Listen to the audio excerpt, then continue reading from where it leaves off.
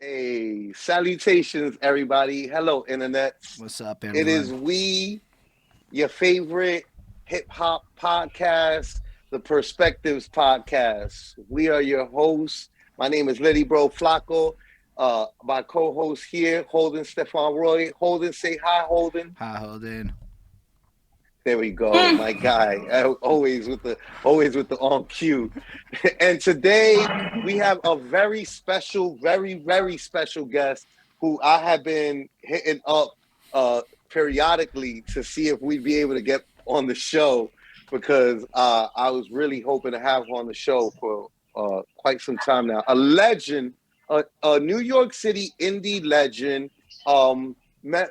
Former member of the Polyrhythm Addicts, Queens vet, entrepreneur, all around God MC, Apani B, Fly MC. Thank you so much. I appreciate y'all having me here this evening. And I love Oh the no, intro. Thank you. we appreciate you. Thank you for taking time out. I know you're a very busy woman. So we appreciate every minute that you give us.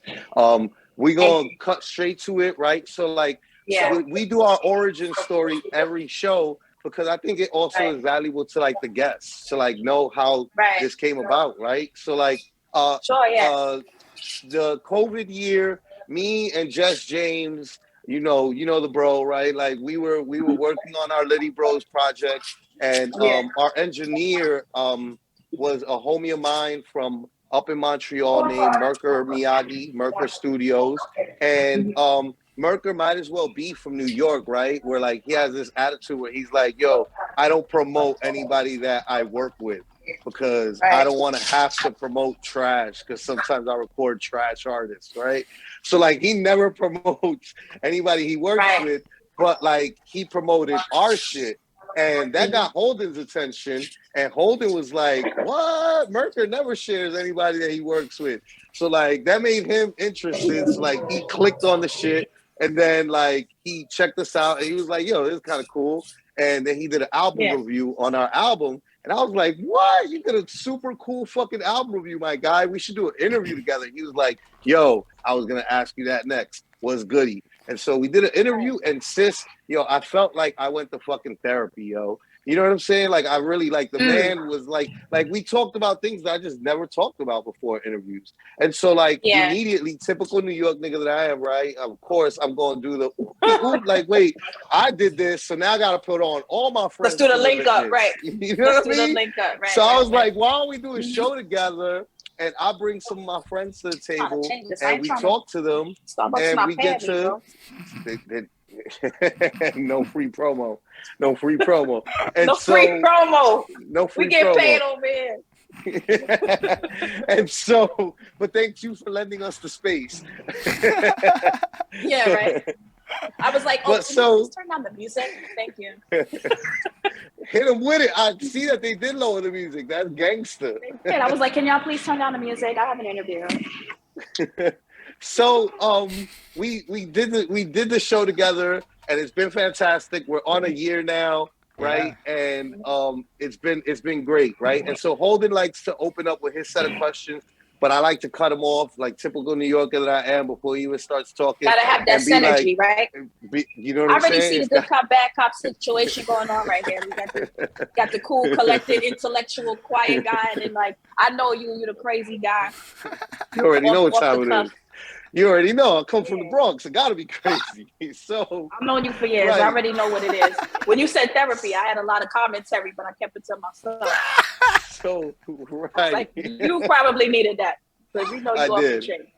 Facts, I did. So I like to open up with, yo, why don't you tell the people who you are, what you've been known by, tell them where you're from, and then tell them where your parents are from. Okay, interesting. All right. So I feel like I should do that backwards, right? Because if it wasn't for the elders, right? Hit them. So that makes wild sense. I'm a New Yorker, but my parents, well, my mom, she grew up in the Marcy. I'm the first generation. Me and my cousins, we of my age, not the ones that came after us. We the first generation that grew up in houses, that weren't from the South. My family on my mother's side is from South Carolina, and on my grandfather's side, on her side from Charleston. On my father's side, like Tennessee, Virginia, like all my folks from the South. And my parents were like the first generation to be raised in New York. A lot of them raised in Harlem, Bronx, Brooklyn. You know what I mean? And they worked hard, bust their tail, gave us the bougie life in Queens. You know what I'm saying? So that was kind of my childhood. My parents separated when I was in the third grade. Actually, my parents. No, we good. We can hear you, but we gotta stop because we're moving ahead. And trust, we're gonna go through your childhood with a little more detail as we like really get into it. Oh, not the childhood. Fine tooth comb. All right. So let me pause that. But I'm from Queens. So you I represent Queens. I represented my whole music legacy from Queens. That's probably where most people would know me from. I dropped my first record like maybe around 19 or 20 or so. I started out my first record I was on was with what would they know you by? Yeah. What would they know you by? Apani B Fly MC. Apani B Fly MC. Is what I went by. I had a full official name, wasn't enough. I needed a title. All right, we're gonna run through all of that with a lot more detail. Trust. And B Fly comes from okay, so I'll save it. Yeah, we trust. It's gonna come. It's gonna come. I promise. We're gonna answer all that. But I do like to start it off with like a little opening question, and it's a little bit of a story. Yeah. And basically, story question. Yeah. So it's gonna take a little bit. When it lands, you can kind of take it in any direction that you want it to go. So with that, it starts with my girlfriend. Scared. And she's washing the dishes one time. And she's got her phone out and she's playing the Black Eyed Peas song. I got a feeling. Ooh. She vibing, she dancing, she doing her thing. And I look at her and I'm like, when in the fuck did this song become chores music? And it was like this big moment for me because I can remember like 10 years ago how this song is like a middle of the night. Everybody's vibing, partying. It's like the highlight of the night. And then 10 years goes by. Right. And this song, it doesn't really like change at all because it's a song. But over the course of a decade, our lives evolved so much that now it's some music we throw on when we're working out or doing chores or some boring stuff so we can go back to like the happy vibes of a decade ago. And that got me thinking about the journeys of artists and musicians and stuff and the way that people talk about the story and the interviews and everybody and how we all start at this like adolescent phase, maybe like 12 years old, I started rapping, or I'm 9 years old and I first heard this, or whatever. And that's usually how people like to start the story. But if we think about musical journeys, that's not the beginning of the journey. So if you come out of the hospital in Queens, there's a good chance that there's a song playing in the room and a little baby Apani be absorbing the waves off of that song. Now, you might not remember that, but I do know that our childhood memories are super impactful. Like, I can remember being like 5 years old up in Montreal in the apartment, and my dad's got the gray boxes in the living room, the freaking amp, the preamp, the radio, the tape deck, the wires go into all the different places around with that ghetto surround sound that we had in the room. And in the daytime, he'd be busting Led Zeppelins and things like that. And at nighttime, though, it's the club music that would be coming straight from the MC Mario mixes and things. And then on the other side, my mom's, it was more like discos and musicals and love songs and this whole other vibe that came through. And then there's the pop music and the Disneys of my childhood and all this different stuff, and it created this whole smorgasbord of sounds and things and these experiences that impacted me to this day before I had any control over what I ever listened to in my life. So I was hoping, Apani, that you could bring us back to the youngest Apani you can remember being and tell us what it sounded like to be you before you had any control over it. But keep in mind that most of us don't come from Queens, and we don't know what you mean when you go, nah, I mean. You listen to rap music, you know what nah means. No, but we mean everything. We know what that means, but we don't know what you mean. Right. All right, so I could definitely break that down. Honestly, I had a very early emerging in music, and my parents were big music fans. My pops used to have the big 8-track in the living room. He probably doesn't know that I remember that, but he had the big 8-track in the living room. And he had, the 8-track was gigantic. It looked like a reel-to-reel. You know what I'm saying?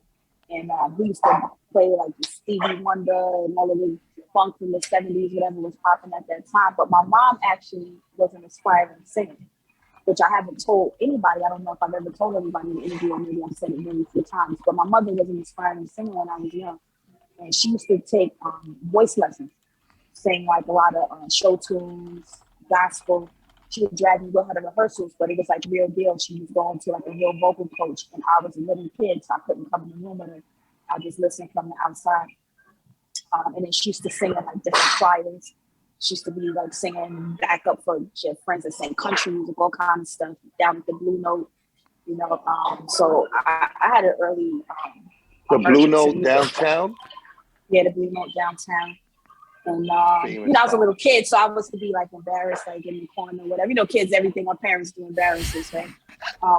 But my entry into that was when I was a kid. I always wanted to be a writer, a journalist, and I used to write a lot of poetry. So you know, and everybody used to tell me I was talented. I mean, people always encouraged me. I'm lucky. That's how I was able to kind of get to the point where I could make a record, because I always had people tell me, "Yeah, you're talented. Keep doing that." So I used to write a lot, you know, and I used to read a lot, voracious reader still to this day. Like I was like a kid, I'll be quiet in the corner with a book and a doll talking to myself, you know, stuff like that. I got a big question then. I was just kind of, yeah. What is like your top books from childhood? My top books from childhood, I used to like those choose your own adventure books when I was a kid. Oh, I love them those? shit. Yes, I love them. Yeah. Choose own. Yo, I think I still owe hours. the library probably like thousands of dollars at this point. You know, they used to charge you. You know, they just used to charge you astronomical rates. That I'm like, that's why you guys went out of business, because you charging astronomical rates for these late fees. Exactly. But I think that I probably still got a few because I love them books. Yeah, I used to like those. I used to read the Hardy Boys. I used to read like a lot of mystery books. I would read the classics like Anne of Green Gables. I was reading Edgar Allan Poe, like, you know, just whatever I could get my hands on as a teenager. I really liked The Stranger, Albert Camus, you know, like just conceptual things. You know, I used to read a lot of, my pops was a huge history buff. If you look on my Facebook, you'll see he be tagging me in a lot of stuff, or look at his posts or whatever. He's always posting like Black history, he likes some Native American history. He would take me to powwows and stuff like that. So I had a very, you know, like culturally immersive childhood. Like, he was just into everything. And that's one of the benefits of living in New York, right? You get to touch a little bit of everything. You know, so I was into all kind of stuff. I'm encyclopedia, you know what I'm saying? You know, my parents would buy you the big encyclopedias and stuff like that. I would just sit. That's what I do for my kids now. Just sit, flip front to back, dictionary front to back. You know what I mean? Like, I was just, yeah, you know. And like I said, you trying to make sure that your kids spell our OUR, not ARE and shit. Like, I mean, certain shit that I be seeing nowadays online, and I'm just like, what happened to school? My kids honestly are. I feel like I was blessed. Like I said, I put out like records, and I discovered that I was an artist. I used to like to dance too. I would go party and I would dance, stuff like that. And you know, I had a little crew or whatever. We'd go to a party and get in a circle. Like, what was that movie, House Party? You know, that was my life. But live at the barbecue, rapping at the barbecue in Queens. Like, that was my life when I was younger. So hold on, my kids are way smarter than me. They on it early. My kids already like, I'm an artist, and they like. My son is 11. We've been saying he's an artist since he's like 6, and my daughters are like 10. And they got crazy skills. That's good though. They're when you got an artist for a mom. Love science. Yeah. Mm-hmm. But they connected with it early. Still in that. Yeah. They connected and have the self-awareness early. You know, I try to encourage it, but you know, they're real special. That's really cool. So, like, when did you discover, like, hip-hop, or that you had, like, a love for it? Like, at what point in your life did it become more predominant? Well, like I said, maybe like around junior high school. That was, like, the era of banging on the tables and stuff like that. But like I said, I did poetry. I used to write a lot. And then I can't remember what, maybe, like, Rakim or, like, you know, that whole Antoinette era. You know, I just started, like, writing raps. And then I started telling a few friends. In fact, my best friend at the time, one of the cats in our class, he used to make beats. His name was Carlos. My crew back in the day, DMO, shout out to Lightball, Hostile. He's still around, whatever. Carlos, I don't know if he still worked there, but he used to work at Fat Beats or whatever. Eventually, after this was pre-Fat Beats days, there was no Fat Beats at this time. But we banging on the tables, and then my homegirl told him that I wrote raps, and he was like, "Yo, I hear you rap, yo." And we back in the day, we had a Casio. These kids today, they can press buttons. We had Casio. We used to make pause tapes. When you take the loop and you play the record, and then you just play the loop, and then pause the tape, and then bring the loop back, and then pause the tape. So you made a loop that was long enough to rap on. We were doing that in his room, in his basement, in his pop's house. He was around the corner from me. But like I said, I was immersed in music. Like, so I think when people think about hip hop now, I mean, it's big and across a lot of genres, but hip hop is really every kind of music, right? So, I used to love jazz. I loved reggae. I loved, my grandmother sang in the choir too. You know what I'm saying? So, Mahalia Jackson, Andre So Crouch. there was a strong church influence in the household growing up. Well, you know what? I want to say church, but it's more like spirit, soul, right? Okay.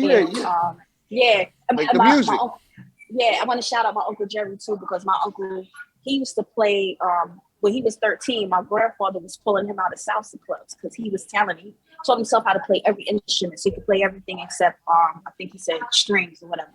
And he was very talented, like from a kid. So we had tons of vinyl records, and that's what I used to do a lot before I was even writing. I used to sit in the basement and play the records because I told my pops had his 8-track. My parents love music, so I was sitting out playing music. But sometimes I would feel kind of like I had this like sort of empathic superpower. I would listen to the record and I feel like I was transported, like I was in the room, like a fly on the wall. Like when the artist recorded the record, like certain people would do that to me. And it's funny that you was talking about like jazz, where you have somebody like, what's her name? Sarah Vaughan, right? Whose voice is always compared to an instrument, right? Mm-hmm. And I used to listen to some of these artists, and the quality of their voice would mesmerize me. So when I did start rapping, because I started saying, like, it's one thing if you could sing, right? You got somebody like Whitney Houston or Mariah, they got all these octaves, but to be able to use your voice, right, when you're speaking, right? And it's just you as a rapper, one person in front of a mic, in front of a crowd. You don't necessarily have dancers, right? Because you're in the chitlin circuit or what have you. How do you come in that room with just you and the microphone? And you have to use your voice as an instrument to sort of convey the spirit of what it is that you're trying to make people feel and understand, right? So like people like Luther Vandross, Donny Hathaway, like the way they're able to wrap their voice around notes, Olita Adams, different people, I would sit and I would listen to that record and I would feel like I was in the studio. I mean, this is, before my time, of course, right? Like Donny Hathaway, I think he died the year after I was born, right? But I used to sit and feel like I was there while they were recording the music, right? And be transported into that space. Bob Marley was another one of them because he just had, like I said, it wasn't so much about like the gospel of it, the genre, but it was about. It was a spirituality in the person, right? I mean, it's not like it's right, and the music and what they emote into the music, what they put exactly. in it. That's exactly the correct word, emote. So that was always my mission, was to try to bring that to people. And Pharaoh Monch said that to me one day. He said, when you pick a beat, it should have God in it. You should hear God in the beat when you pick it, which I thought was crazy real, right? So don't you love it when your artist friends say like the ill shit that you're like, son, I'm gonna quote that forever, bro. But I think that them and that's your friend. I'm pretty sure that Pharaoh. I'm pretty sure Moncho isn't like I'm pretty sure he's not like philosophizing for the entire time that you guys are together. But and then he had that gem in the middle of you guys chilling. You know what I'm saying? Like, well, sorta. He's a deep dude. You know what I'm saying? So it's kind of like that. And I'm just saying. When you talk to certain people, everything that they drop on you is mostly valuable. You know, you have your light moments, but there's a lot of value in everything that they say. I'm gonna say, like, I feel like that with just about anything. All good information is transferable, right? If you get a hot tip, a lot of times you can apply it to many different, you know, layers and aspects of life. Absolutely. You know what I'm saying? And use it for many different things. A hot tip is a hot tip. Yeah, exactly. There's things that I learn at work that I end up applying to my relationship with my wife. And then, or there's something that maybe like I mature and I grow as a person with my wife in a way. And then that now reflects in my work and in my personal relationships with all my friends. You know what I'm saying? So what's applicable in one place in life doesn't just apply there. It's I got a bunch of those things that I employ all of the time, like a bunch of little phrases that run around in my head all of the time that you know, that get me through. Yeah, I like those. I try to look for that's why I love this shit where we get that's why it's perspectives, right? Because all we're trying to do is kind of unlock different people's perspectives through their story. So if I understand correctly, you're in the high schools banging on tables with people who would go on to do things. Junior high school. Junior high. I'm in Quebec, which only has elementary school and high school. There is no middle, so I get a little trickled up over the American system. But so the middle part of the school, you're over there in the banging on tables era while hip hop is starting to really blow up in New York, if I'm not mistaken, for a timeline. Correct. How are you staying in touch with new music at this time in this pre-internet world? Back then, it was kind of easy. Like, you know, a lot of stuff used to drop on the radio. I would listen to college radio. You know, your friends are like, you know, the funny thing is you talk about the pre-internet world, and now, you know, it's kind of hard to get as excited about new music because you have so much stimulation, so much exposure to something new all of the time. But you would really treasure when something dropped back then because you didn't have the frequency, right? So when a new record or a new single came out, that rocked for a long time. You know what I'm saying? You know, like an artist could drop an album. Now very few artists could do that. Like a Drake could drop an album and a single rock for a year. Rihanna, she's still rocking off her last album and she's rocking in 2016 or whatever. You know, they're still playing her gems. You know, but Rihanna got songs from that they still play like it was new. Exactly. You could still hear Umbrella and people be like, oh, right. But back then you didn't have the frequency, so it was also like a lot more precious, and hip hop was also something that was like kind of new and it was very raw. It's not as polished and produced as it is today, so it really resonated, you know, with your life in general. And what you saw, that's Live at the Barbecue, that was my life growing up, you know. And I'm always, you know, the only girl in the crew, right? So that's me going to a party, dudes picking me up. We going to the Queens is all about barbecues, right? In the summertime, or at least it was back then, you know. So everybody was at the barbecue. You go from one barbecue to the next, and then, you know, everybody's in the cypher and you rapping. I'll be walking around in the village with my backpack. And you see a crew, and then it was, you know, it wasn't like no hate, but, you know, like, you know, no problem. It was just like, oh yeah, I know everybody knew everybody, you know, from the scene or whatever, you know. So, you know, you get some things by osmosis. You know, somebody's always putting you on to something because you got other artist friends. So, you know, you just kind of have this whole grapevine, you know, that's feeding you all of the time. And then also because you're very enthusiastic and passionate about it and it's your food, you out there hunting for it, right? You out there looking, digging in the crates, you know what I'm saying? Like I would go to the record store and I would dig, you know what I'm saying? I had DJ friends. I had, you know, people giving me mixtapes. I mean, like, how do you find it? How could you not find it? You know what I'm saying? It was just like that, you know. You could get it because that was just my whole lifestyle. That's wild. You know so you're running through the Queen stuff, and you're that's like the freestyle era where you just everybody I hung with did music, right? Or if they didn't do music, they draw. Or if they didn't draw, they dance. Like everybody in my whole circle was an artist if they wasn't related to me. You understand? Did you do other things, but like what you said that you mentioned dancing? Like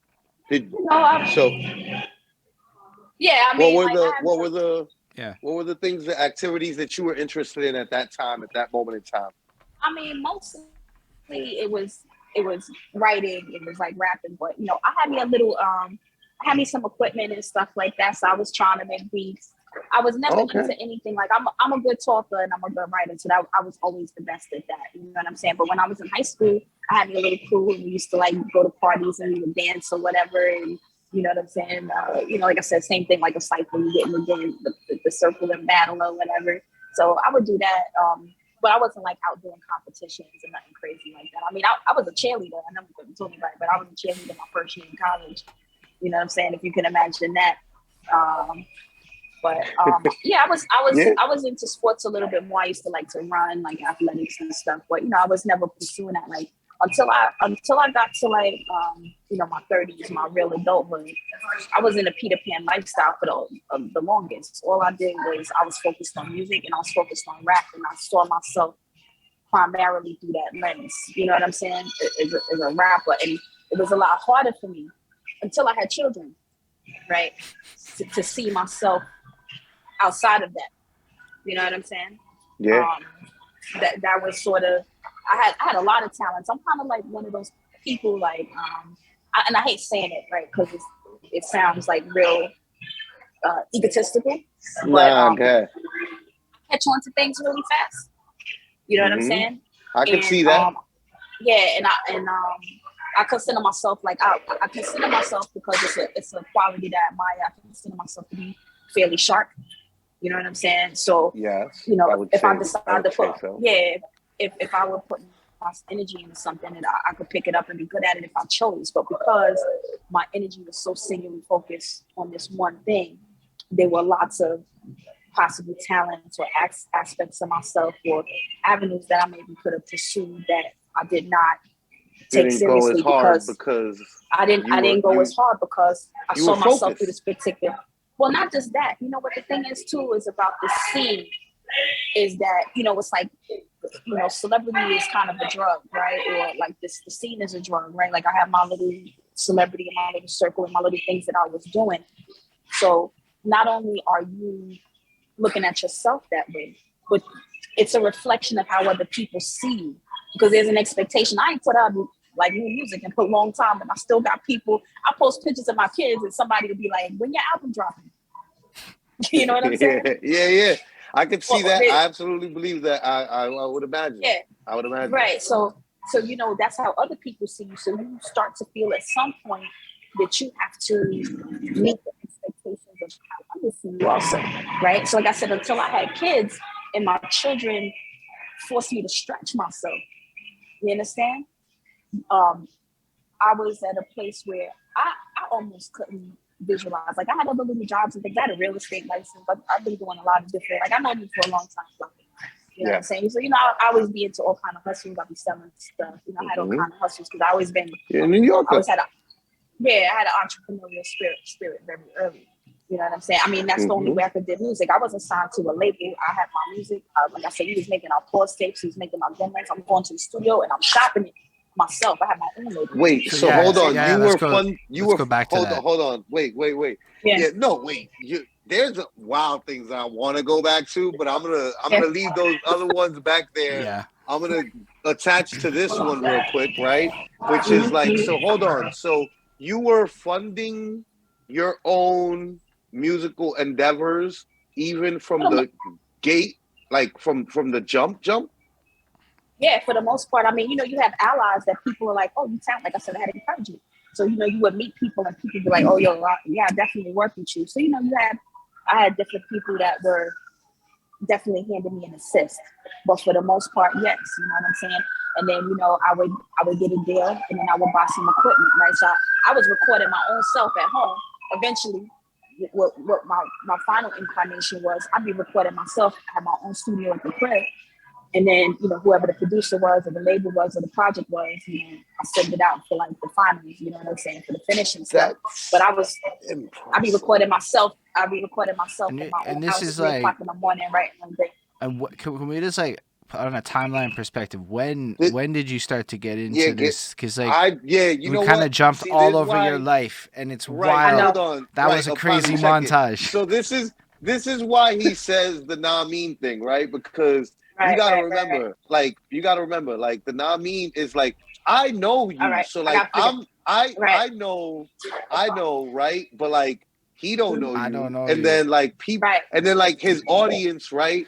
And people that are online, they might be from Greenland. They don't know. They Facts. don't know Right. me at Right. Right. all. They don't know nothing about New So York City. Not at You all. know, Blue right. Note. They don't know where the Blue Note's at. You know, like Right. so we want to I think a give lot as of people much. know about the Blue I've Note. never heard of the No, Blue Note, they really. do, I mean, like, I might But have heard of it, I but Blue feel it you. Note's didn't No, legendary. register. The Blue Note is famous. It's like if you're in the Yeah. jazz world, Oh, it's one of Yeah, the you know most about famous. the It's Blue like Note. the Apollo It's the Madison of Square Garden. jazz. Yes. Like Yeah, okay, it's the okay. Madison Square Garden The of Apollos are jazz. going there. Yeah, So exactly. what's the timeline of that? I would say so. Like I said, so maybe in my early days, like I said, we started out pause tapes in the basement. We was doing these. My guys And at you said that's in like middle school. You're doing that, This is like middle school. We start doing right? this, right? And all through high school, I'm writing songs, and I had a group of different little factions. People. Because you meet people. Everybody's an artist, so they're like, oh, I'm doing this, jump on this. I'm doing that, jump on that. So that's how the artist world goes, and then something to stick, right? So this record that I did with Anti-Pop is like the first thing that I did that stuck, right? And we did a tour behind that. That was my first time. Hold on, tell us a bit more about that, because Yeah, you what's just that? said I Wait, did a song I and wasn't even. I did a song and a tour You backed did it a up, song and you and a wait, tour word, followed, like yo, and that she is said like it all no in like stunt, son. you gotta. Hold on, that sound. Apani, that sounds like right, like when I watch like NBA YoungBoy or like Yeah, YBN Namir, and they like in an yeah. interview or like some other young new guy, right? And they're like, yeah, I just started rapping yesterday. My first song I got put I on. didn't start. I did, Like and they you say said, overnight success takes that's 10 years. But literally I was what you telling you, just did. all right. Also, you know what? I'm No, leaving out no, no, something no. She critical. actually did say I did a lot of stuff No, she until did. something She stuck. did, and Yeah, you I So were did making that until like something pause flavor, stuck. tapes. But and I this did leave stuck. out something critical. So let me go back there, and I have to say this. All right. So if I want to say what my real first big break was, all right. So again, we're talking about the Blue Note. The hip hop version of the Blue Note in New York is the Nuyorican Poets Cafe. Am I lying, Flacko? No, you're not No, lying. Nuyorican You're Poets not. Cafe. So when I decided that I wanted to really pursue being an artist for real, professionally, Mhm. like I said, I made my little demos. I had my allies and people that I was recording with, and I had my songs, and I was just trying to get placed. So, like I said, we were running around battling, we meeting people, we going to do shows, open mics everywhere, just trying to get seen. Me and my peoples, right, trying to get seen. So we had group records, and then we had everybody was a solo artist, right. So I got a couple of write-ups. I went to the New York Poets Cafe, and I was literally discovered by Bobito. So I don't know if anybody knows who Bobito is, but Bobito is a Holden. kingmaker. So I learned in on in this in me and show. Holden's journey, yeah, like in It's me and Bobito. Holden's Yeah. journey of like being in each other's lives, right? Mhm. Like there was Mhm. just like I've tried to not be overbearing New York hip hop guy and be like, Right. what you never heard of, you never saw, you never Yeah. listened to, and so I don't really like bog him down with Yeah. too much. But like I Mhm. definitely like after like maybe 5 interviews together, they started becoming this pattern of like Stretch and Bob. And I was like, nah, bro, Yeah. you can't not know who they are. So like I made him sit through Straight the up. documentary. The They had documentary the that they put out. Yeah, it's show, pretty like, That if good. you wanted to get on, if you want, yeah. yeah, if you wanted to get on and you was in New York, man, like you had no Stretch and Bob.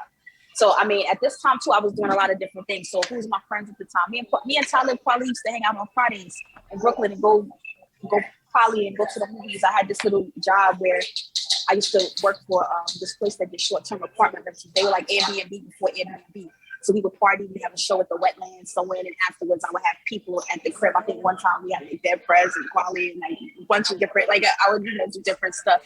And then what you call it, so but I going back to the New Weekend, I was there, like I said, I was just in the scene.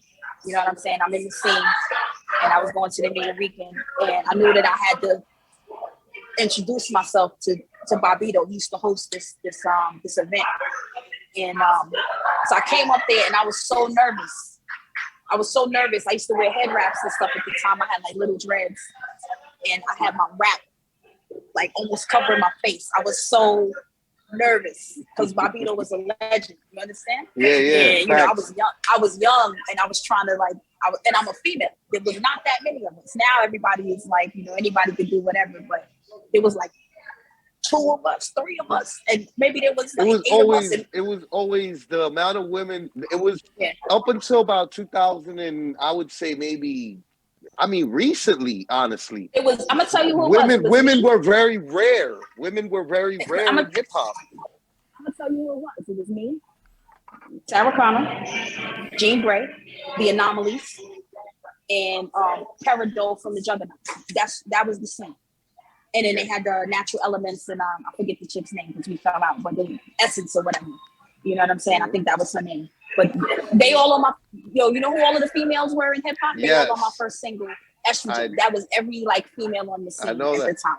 We're gonna get you know to what that. I'm saying? But let's keep on with the. But so I went to the show, and I did my record, I did my performance, and Bobito hit me up. I gave him my demo, and he talked to me for a little bit, but it wasn't crazy. And he was, you know, he gave me my props or whatever. I gave him my demo tape. And he played it on the radio. He called me like the same day because he used to do a demo battle, right? They like, so you asked how people stay connected. Stretch and Bob show. If you wanted to know what's popping, it was Stretch and Bob. WKCR, that was the station. I gave Bob my demo. He called me the same day. Like, yo, I'm putting a joint in the demo battle tonight. I was like, so he told me I was only the second female. Only the second female that had ever had my record played on the demo battle, and the first one was Hurricane G. Well, my thing keeps dropping out. Y'all know if y'all remember. Son, that's some good competition, though. You know what I mean? Yeah. Like, well, I didn't go against her, but I was some the good second company. one, and she good was company. the first. Yeah, good company. Yeah. Right. So I was trying to call in, so you had to vote, and I don't even remember who they played me against. Might have been somebody who didn't even do nothing, but. He played me against somebody I literally lost by 1 vote. I was trying to call in and the line was busy. And I finally got in after the vote was over. And I talked to Bob. I'm like, yo, I was just trying to call in. He said, yo, you lost by 1 vote. He said, if you would have called in, you would have voted for yourself. You'd have won. So, but after that, Bob became one of my allies. Bob put me up in rap pages. He put me on I think he put me on like some ads, you know what I mean? Like just different stuff. Bob Mag, like he just was writing me up. He was putting me on opportunity after opportunity. And he was the first person that really, the first person that really gave me shine. You know what I'm saying? It's amazing. And that's incredible. Yeah, and that's how I got my start really in the scene. So if I to recap it, you performed, met Bobito, were brave enough to approach him and do your thing properly. No. Hold on. Barely. Correction, Holden. Banging on the tables. She's banging on the tables. Banging on the tables. Exactly. And then pause tapes. Then put out a song with some friends and went out on tour. Or no, that comes after, right? I think that came after Bobito. Yeah, that's like I said. I let the Bobito so out. Building up that was crucial. And a bunch of barbecues. Yeah, that's crucial. No, that's super crucial. What? Yeah, like Bob, like bro, Bob was the whole like usually like people's first advocates are like their homies. You know what I mean? I mean, true. I'm pretty sure your homies were also your first advocates, and everybody's are. But not many people. Yeah, because we was doing the pause tapes. Yeah, but Bobito's Bobito, like your first like play to be like Bobito. He put me on for the first time, and he gave me my first airplay, put me on the radio for the first time. I mean, off my demo, off a fuzzy ass demo, or that was on a cassette tape. That's what I was gonna say. That's what I was also gonna say was, hold on, wait a minute. That's like the other thing that's like, yo, like at the time, it was still super hard to record a demo on your own independently. Like that's something that a lot of people don't understand. That like back in them days in New York City, you had to have the ambition and the drive to make that happen. A lot of ambition and a lot of drive. And people believing in you because people don't want to give you people believing in you. Yeah, because you weren't gonna get in the studio if people didn't think you were talented. You know what I mean? That's and right. I remember thinking back. Who was going to give you beats? Where you going to get beats from? Yeah, who you going to get beats from? Right. Back then, it was a very exclusive. It was very exclusive. It was not what it is nowadays. I don't know if I ever paid for a beat in my life. That's a flex. That's super flex. Super flex. I don't even know if I've ever played for a beat in my life. Nice flex. That's power. I mean, but you know what I mean? I wouldn't think that you would have to, you know? But if you listen right, on YouTube now, somebody got my first demo. I think it was Under Pressure was the record. I think it's up on YouTube. I seen somebody posted. Everything on YouTube is fan posted. I never posted anything of my own shit. Like maybe like some freestyles or something. But I never posted any of my own music. So I noticed that. With a gang of views is all from other people. Really cool. I cool. noticed that. I mean, is that cool? Because I was wondering that. Cool, like I thought why not? Listen, you know how you live a long time? People gotta say your name when you're gone. Facts. That's how you stay immortal. I think it's cool that you're in that list Facts. of people that people felt had to be online. Because, like, that's not everybody. Yes. There's a lot of postings and they got hundreds of thousands of views. So I'm like, and those comments No, are all over. how am I be mad at that? No, yeah, right. Like, that's something to be super proud of. Like, arguably, You know I think most of us would prefer a world where we didn't have to do all the posting ourselves and we could just sit back and be such a legend that other people post the shit for us. Like, I get frustrated with that shit, to be honest. Like, right now, I got my own business and I gotta kick myself in the tail every day to be like, yo, post your photos. Yeah, it's not fun. I'm living my life. I'm gonna live my life. That's wild. So So the Barbuda situation unlocks doors for you, which leads you to a first song. It unlocked a lot of doors for me.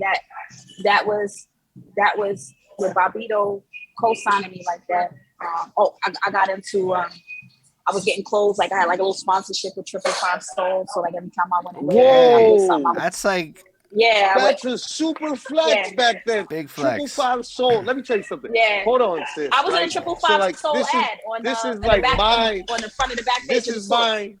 Let me tell you something. This is my right where like my thing in hip hop, right, is like if I were to if I were to classify everybody under them old school like 90s terms where like you were so I'd probably be a flashy rapper, you know what I mean? Because I'm with that all day. I'm with the fashion all day. And 555 Soul is one of those brands that back then was like the best brand. They were making things in clothes that nobody else was making. That right now could come back and be like couture. I bet you I still got a piece or two in my closet somewhere. Yeah. Oh, that's easily worth wild bread. Bread. I'm not my 20-year-old weight anymore, but the pieces were so crazy. And then I had a bunch of custom pieces and stuff. Pieces were so crazy that some of them I just was like, I can't even let go of this. You know what I'm saying? But I used to go away and then I would go be like, oh, I'm going out of town. I would go up in the warehouse and come out. That's so blessed. Bags. I was cool with Camilla, whatever. She was good people. They used to own the brand, and I did an ad for them that was on the back of the front cover of the Source.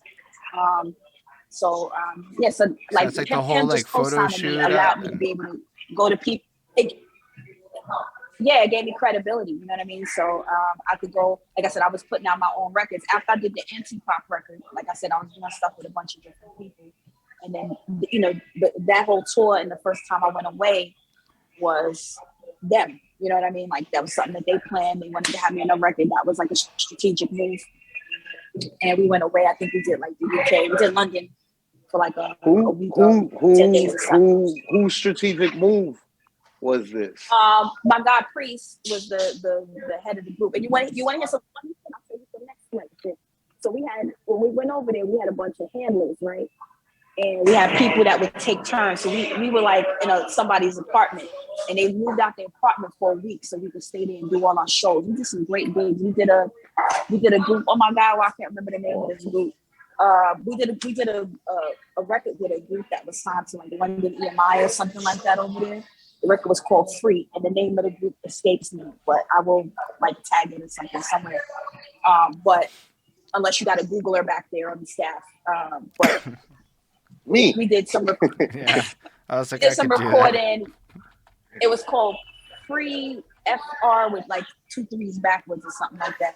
And so we toured. I mean, like we did a bunch of like press and stuff like that. We did a bunch of goofy ass clubs. That's my first time overseas, and like I said, it's the first record I had been on. So I was like, super hyped or whatever. And we had one of our handlers at the time. So like I said, we had people that were handing us off and taking care of us every day, right? And one of the people who was my handlers at the time, who was in charge of taking me around, was Estelle. Estelle, that's crazy. Estelle, she was like a young up and coming, like she didn't have anything popping yet, but she was one of the people that was taking us around and that's awesome though. Sure we got places safe. That goes to show you how she was. I mean, we don't hang out or nothing. I don't think I've spoke to her since. Yeah, no, but still, the fact is she was as motivated as you were, right? Like she was young and motivated. Yeah, she was out there trying to get her name. Well, it's a different place, so it's like every place has their. Every place has their luminaries. I remember one time somebody asked me to be on a record, and they was like, "This guy is the Jay-Z of Russia." You know what I'm saying? So every place has their folks. You know what I mean? It has their scene, and you see that when you travel. I mean, I was in Poland, I went to Belfast, I've been in Japan. Everywhere had their scene and they had their people. You know what I'm saying? DJ Honda, he was the Funk Master Flex of Japan at the time. You know what I'm saying? And I think I did a project. On Honda's one of his compilations or something. He used to have a radio show and stuff like that, and he was connected to the same people. Because the scenes are small. Everybody in the scene know everybody, right? Right. But yeah, so but we went out there, and then they were like, all of these titles and hyphenates that she has now. People are like, yeah, she's a poet and she's really good. You know what I mean? Like, but now she's like doing a bunch of stuff. So God bless. She's a self. She was always, she was hungry. And we was all hungry. That was the time, and there was a lot of inspiration to go around. Right. So right. So where else did you go on that tour? That tour was strictly the UK, but when I came back, like I said, that gave me, that's how it goes, right? Like you put out a project. Like I said, I had the credibility from Bob. I had already been away, so now it was easy kind of for me after that. That was my expectation also. I put out a record, I shop it, I get somebody to pick it up, I put it out, we promote it, and then I'm calling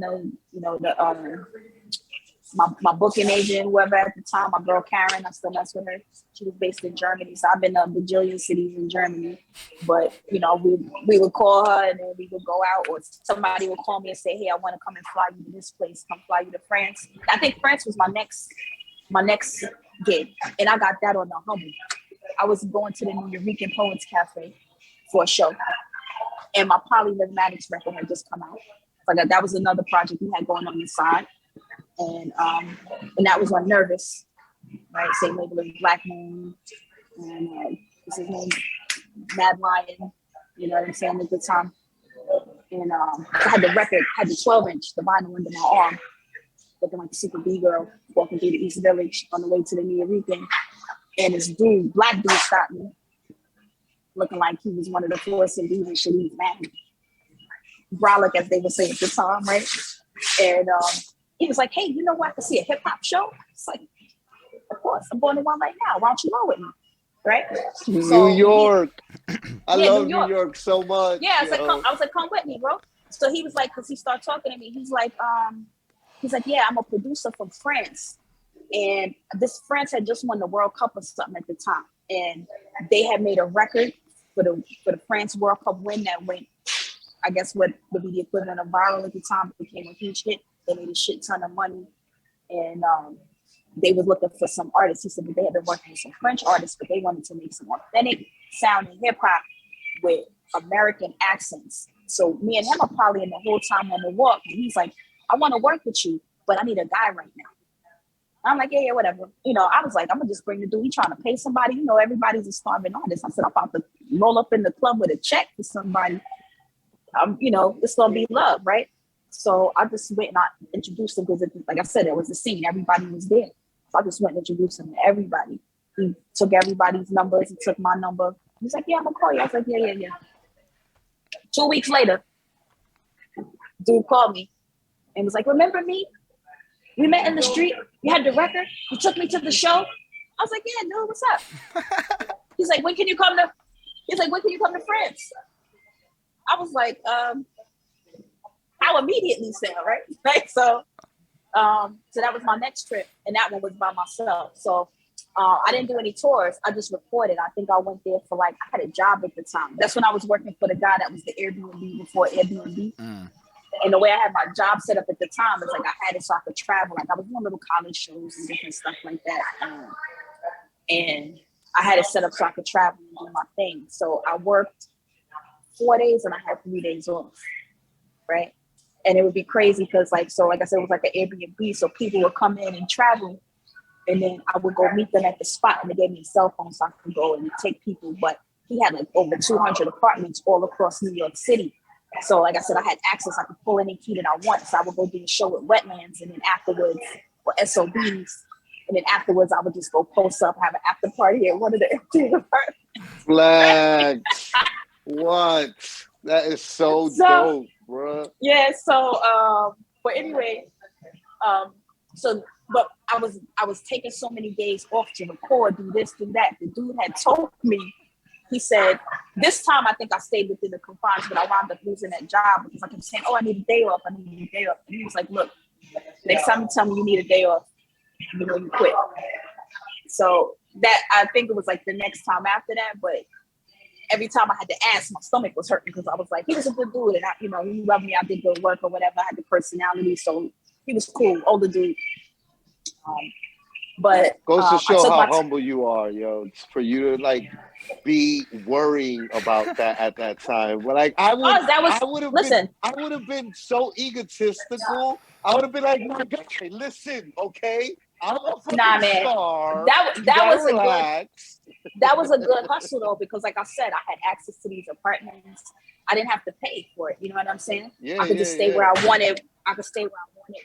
True. Like I had access to the whole city. He had anywhere in the city I could just stay for free. That was a come up. Are you kidding me?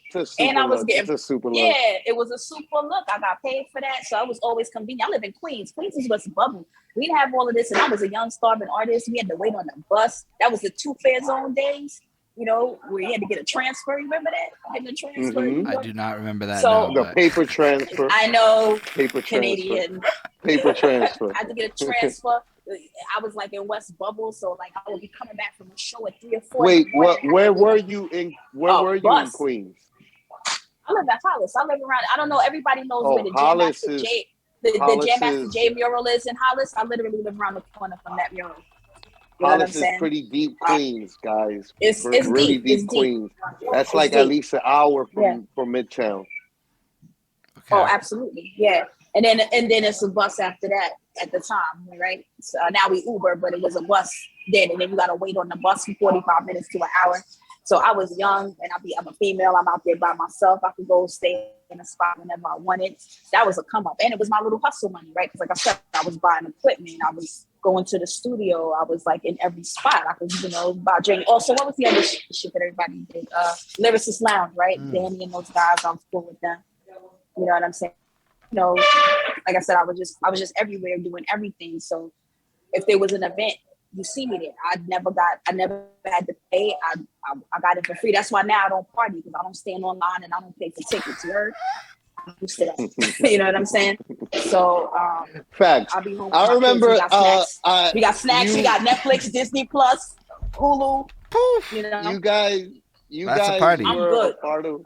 You guys were a part of my, like, when I came on the show, or when I interviewed with Holden that time, like, you guys were a part of, like, my story of, like, like, I got to be young and be around you and Gene and Sarah. Right. And Well, for me, it was all the way. And you guys were absolutely like, you guys were the party. Everywhere. You guys were the party everywhere you went. And y'all were the scene. Mm-hmm. You guys were before Sex in the City, before Girlfriends, right? Because people like to pretend Sex in the City is the originator, but like Girlfriends is the originator, right? Like Girlfriends is the master mold, and Sex in the City bit Girlfriends. But before Girlfriends even existed, you, Gene, and Sarah were the scene of New York City. Everywhere. Indie scene. You guys were everywhere. You guys were everywhere. You guys were party hard. and you guys were a good time. Like all you night. guys, Break but you day guys for were, days. and you guys were strong. Like I always consider myself a blessed man in the fact that I've always been blessed to have strong women, in my life. Period. From my mother to my sisters to then having you guys in my life, and then my wife in my life. Like I've always been blessed to be around strong women. But like you guys were the scene, had a good time, but like we're strong women that were like. It was not a game. It was not like guys were just like, oh. I mean, it was cool because we partied for a living, right? But it was not a game. It was like what we did, right? It was like our job. I didn't even almost like, now that I'm older, I kind of process it different. Like, man, I was an entrepreneur back then. I was a business person. I was a business. You know what I'm saying? It was absolutely. I mean, I saw it as my profession, but you know, the fact that you were working to be so young, funding yourself, and you were funding yourself, like you were literally independent. And get my own bills. Yeah, like at a time when it was actually, when you think about it, that was technically speaking, it was hard for everybody, much less women. Yeah, the birth of you guys were kind of like the birth of the new, what we still to this day consider the indie scene. You know what I mean? Like the New York City underground back then, like was cultivating a scene that didn't actually exist. You know, and like creating a scene. I mean, New York, you know, people always think about New York as the origin, and that was, like I said, we asked how did it start, and that was the origin, and you know, we had all those vibes, and it was like we could touch it. As a matter of fact, I left out another crazy story. You want to hear another crazy story? I'm gonna take it way back, right? So back in the day, remember Stetsasonic? Yeah. Old school Stetsasonic. Oh yes. Right. They preceded. They were the first. They were hip hop band. The hip hop band. Yeah, the first hip hop band. So one of the lead dudes from that group, The Light, I don't know how the hell this dude found me. I guess just word of mouth. But he hit me up one day and said that he wanted to work with me. He was trying to put together a female Wu-Tang, and he wanted me to be the head. That's crazy. So we used to record. They had this building in Queens called the Music Building, and it's legendary. Jam Master Jay, a bunch of people have studios there, and he came. He played me some beats. He sat on my couch and talked to my mama because I was dumb young. He sat on my couch, talked to my mama, and told her how he had all these intentions and what he was going to do, and he believed in me and all sort of kind of stuff. And that was back when my mom, when we had plastic on the couch. So I just see him sitting there. He was mad tall. So I keep seeing him sitting on the couch with his knees in his chest and the plastic on the couch. You know what I'm saying? Telling my mom, you know, how he was going to like, make yo, it. Then, I believe in her. Yo, but that's super powerful. You know, like right now. Yeah, I had a lot of touch moments. Yeah, a lot of like moments, no, but that's a blessing. Yeah, the music building burnt down.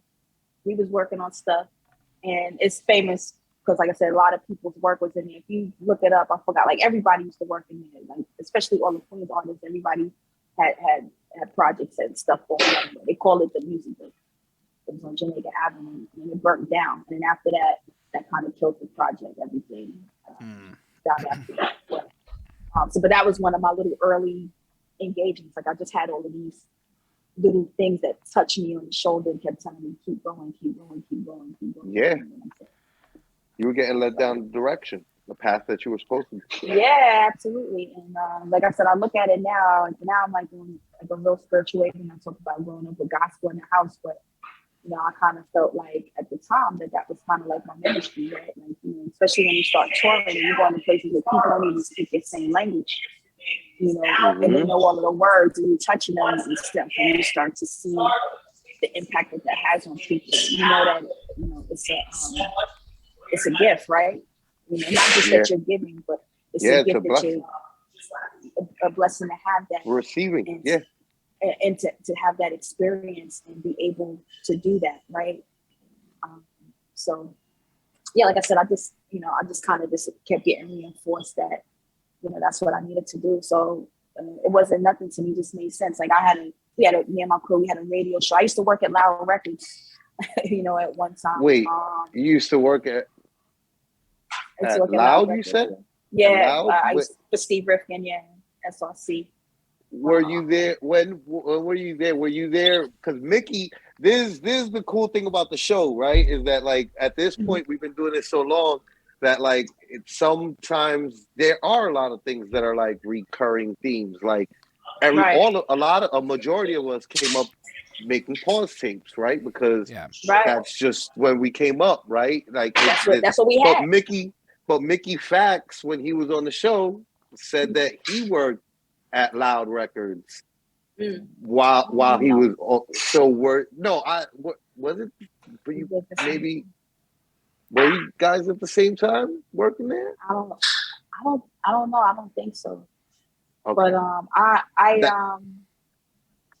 used to work for Loud. I did what records college were radio. out? What records were you promoting at the time? Oh man, well, we had I think we had who had already come out. So I think this was like Raekwon was out, like Only Built for Cuban Links. I got 1 million copies of that album still in plastic in my house. Sadat, Wild Cowboys. I remember that record. Before Missy dropped, Gina Thompson, and she was on that record. The things you do, yeah. That was one of our records at the time. This chick Davina from LA. That was one of our projects. Man, that's an exciting time. That's an exciting time for you to have been there. Yeah. You know what I mean? Like, so I got that job by having a radio show. What we used to do, like I said, I used to try to create my own opportunities. So we had a radio show so that instead of us having to go and try to play record labels, the record labels would call us to play their records, and we would just capitalize on those relationships. So how did you start the radio show? We were on a radio station, but we paid for that. We came out of pocket, called WBAI, 99.5 back in the day. That is the station that another one of our guests that came here. One of our guests was Jason. Oh, okay. They about to close in here. Oh shit. We still in here. Yeah. But well, what do you call it? WBAI, the one of the stations that we used to be on. And like I said, we was throwing out on shows and stuff like that. So, I mean, what era was that? I can't even remember what year that was. I'm sure there's a picture somewhere online. 98, 99? Probably earlier than that. Okay, 97 maybe? 96, 97? 95, I think it might have been. Oh, it could have been 95. I don't know. Wait, I forgot what year Purple Tape came out. I'm gonna look it up. Somewhere else I could post up. They literally turning the lights off and putting the lights on. Purple Tape dropped 95. 95? Yo, what up, Power NYC? Yeah, it dropped 95. So you was on. You paid. We'll go with you. Yeah, we're happy to go with you. Yeah, you wanna walk? Yeah, we'll walk with you. Absolutely. I mean, from my perspective, it's always exciting to see New York. But I mean, if your appointment is ready, yeah, like, you know, I also I'm understand. in a Starbucks. They I'm good because I'm like I said, I'm far from the hood. I should have walked out on the train, but I'm in the hood. I'm far from the hood, so I was like, let me just post up or whatever. But yeah, I don't quite remember. Like sometimes the stuff, like there was so much stuff back then, and I was like smoking a lot of weed. Stuff kind of blurred together for me. You know what I'm saying? That's fair. It blurs together. So you created the radio show, and that got you to the Loud Records. And what did you do at Loud? Radio promo, college radio. I used to work. I was like an assistant to this dude. It was the college radio, head of college radio at the time. And then I wrote a few articles for Bob Records. This thing let me go. Pull my tablet out. I'm gonna change the perspective a little bit. Where the camera is? It's up here. Yep. Okay, that's better. There we go. All right, guys. So yeah, we can walk through it. See what that's like. Yeah, It's that's like this exciting. interview, walking like a hobo. Yeah, so I mean, it was fun. I had so many different experiences. You know, coming up and stuff. And I think for me though, the most exciting stuff to me was like just being able to travel. That was like always my favorite part of what I did. Thank you guys. I appreciate you. Everybody give it up to Starbucks. Shout out Starbucks. Fact. Shout out to Starbucks. Shout out to Starbucks. I only So have. where I'm at. I'm on the Upper West Side. Hey. I'm not too far. I love that neighborhood. Yeah, I'm not too far from Lincoln Center right now. Oh, nice. So, I sort of know what that means. yeah. Lincoln Center is like a famous. It's one of the most famous halls where like Lincoln. classical music. Like you could go to Lincoln Center and see like a Philharmonic, like the Alvin Ailey or big performance venue. Big. Like it's the Upscale where all the venue. rich elite. That is where Right. they like what they do on a Friday, Saturday night. Exactly. Mm-hmm. Yeah, so I walk by it. I'm not too far from Central Park either. So shout out to DJ Evil D in the comments. Oh, who probably showed Evil up D's because here? of you. Yeah. Shout out. Well, listen, DJ he's Evil D. he's another one. Speaking of not paying for beats, that him and Mr. Walt, big supporters of mine. You know what I'm saying? Super cool. And we did records together. You know? Yeah. I know E from way back. I was gonna say I saw that you had a couple Beat Miners joints that came out a couple of years ago. Actually, like not too long ago, like 2008. I think it was 2000. I think it was 2008. Don't ask me no years and have me out here lying because I don't even know. Well, everybody knows I got that smoker's brain. It's not necessarily hard facts; it's rough estimates. Don't get me to lying because I don't know. Shit was like yesterday, but it was not. He sent his love. Yeah, he Shouts did. out to hey, you, E, I love you DJ too. That's really cool. Much respect. Much appreciated for stopping by. Yeah. Yeah. So you know what? I've been wondering, Pani, right? Like, how did the polyrhythmatics thing come about? Like, how did that who was it that like coagulated all the people that were involved in that? All right, so that's funny. That was Mr. Complex doing a record, right? So I had already done, I told you that my deal was I would go record and I would just go on tour shopping my shit around the different labels. And I had a contact at Nervous. So I did, I shopped a couple of records. I did like compilation project or whatever for them. And he was like, yo, what else you got? He was like, I know you got some shit. You always doing some shit. You holding out. I was like, well, I got something I can't play you. Right? He was like, what is it? I was like, well, I just did a record the other day with Mr. Complex, Shabab Sadiq, DJ Spinner. He's like, yo, stop playing. He was like, you can't leave here unless you let me play that shit. You should play it for me. Oh, Juilliard over here too, right? So I was like, all right, man. I said, but I'm not supposed to play it for you. Mr. Complex tell you this story to this day, and he'll be like, I told her not to play it for nobody. He told me not to play it for nobody. He will tell you to this day, he told me not to play it for nobody. It's 30 fucking years later, yo. Still ain't let that go. But I played it. He can't let it go. So, but I played it, and then the dude was like, yo, he was like, all of y'all, this is a fucking super group. He was like, I'll give y'all a deal. I played them the song, and we walked, and we got the deal.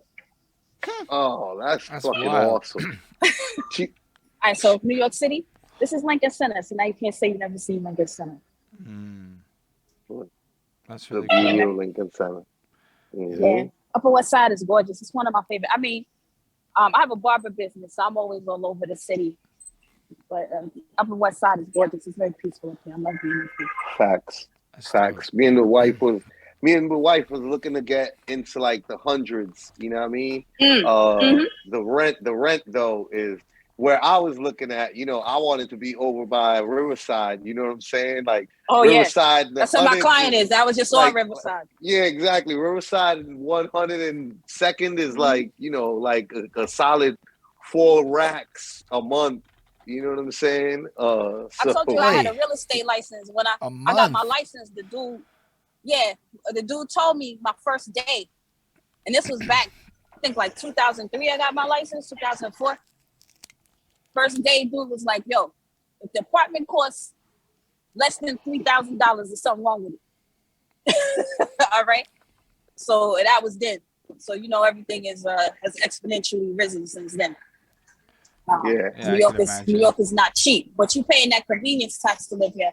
And honestly, it's gorgeous. It's a vibe. You know what I'm saying? It's a vibe. It's a mentality. There's no, levels to it this is. shit, as they say. It is. Yeah. There's Because New York, people don't.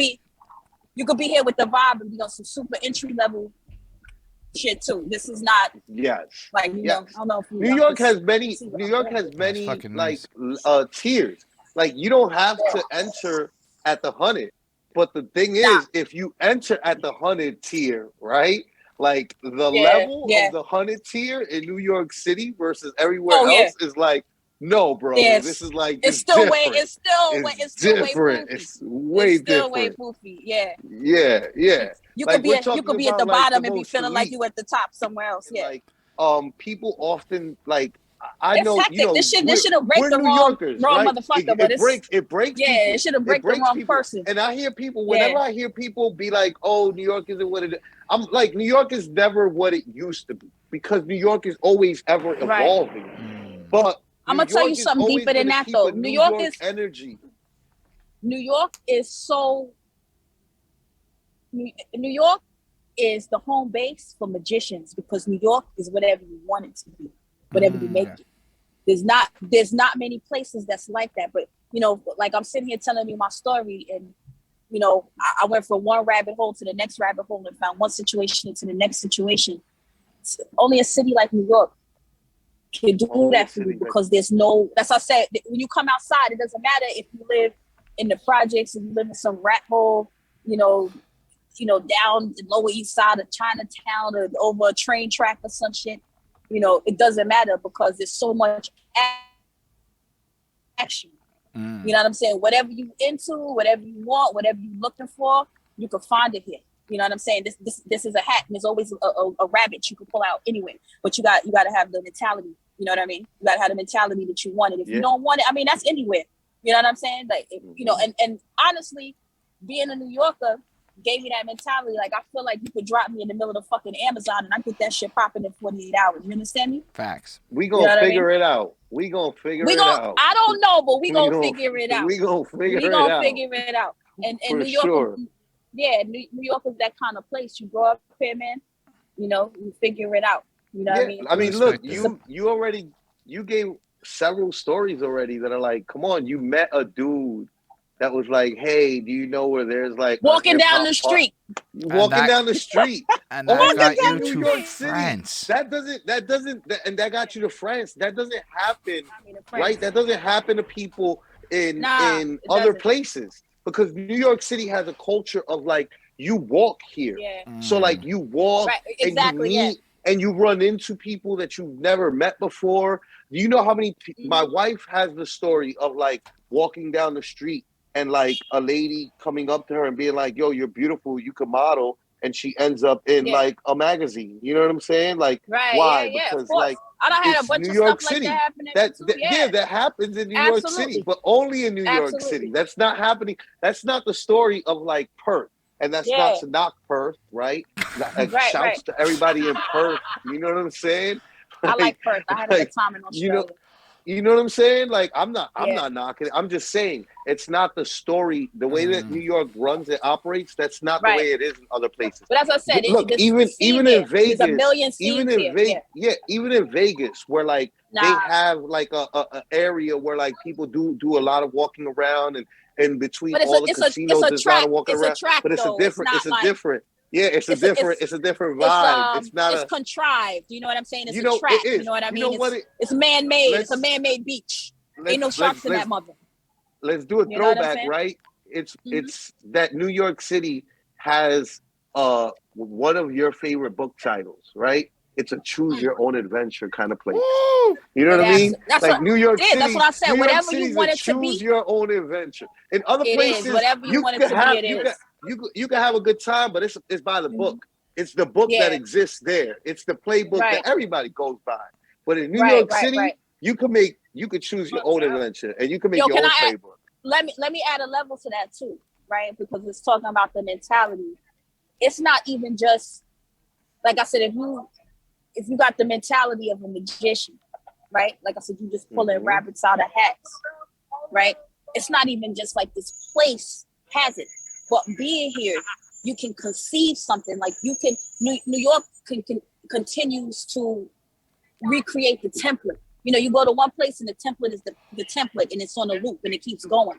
But New York is a place where the template can always be recreated. There's always a new template.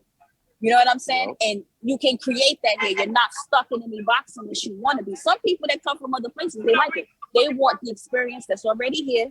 They want to buy into what already exists. But a lot of people are here. That's why a lot of creation and artists and makers, you know what I'm saying? God level people come here that create, that make. You know what I'm saying? Because here you can make anything that didn't exist before. You know what I'm saying? New York is a genesis place. You know what I'm saying? Yeah. Facts. I fucks with that. Facts. So let's get back before to the that. story of Before we Apani. do that, can I ask something from the comments, from the people? Oh yeah. No, Yo, this is for the a homeboy lot of Lindell. support. People. Who are some female hip hop artists that might have influenced you along the way? Okay, so female artists that influenced you. Female artists that influenced me. I mean, well, of course, my girls that was on the scene at the time, because you know you go home writing your shit, and like I said, there wasn't that many of us. And then you go to the open mic and you see these chicks blowing shit out. You're like, oh my God, I gotta go back home and write some more shit.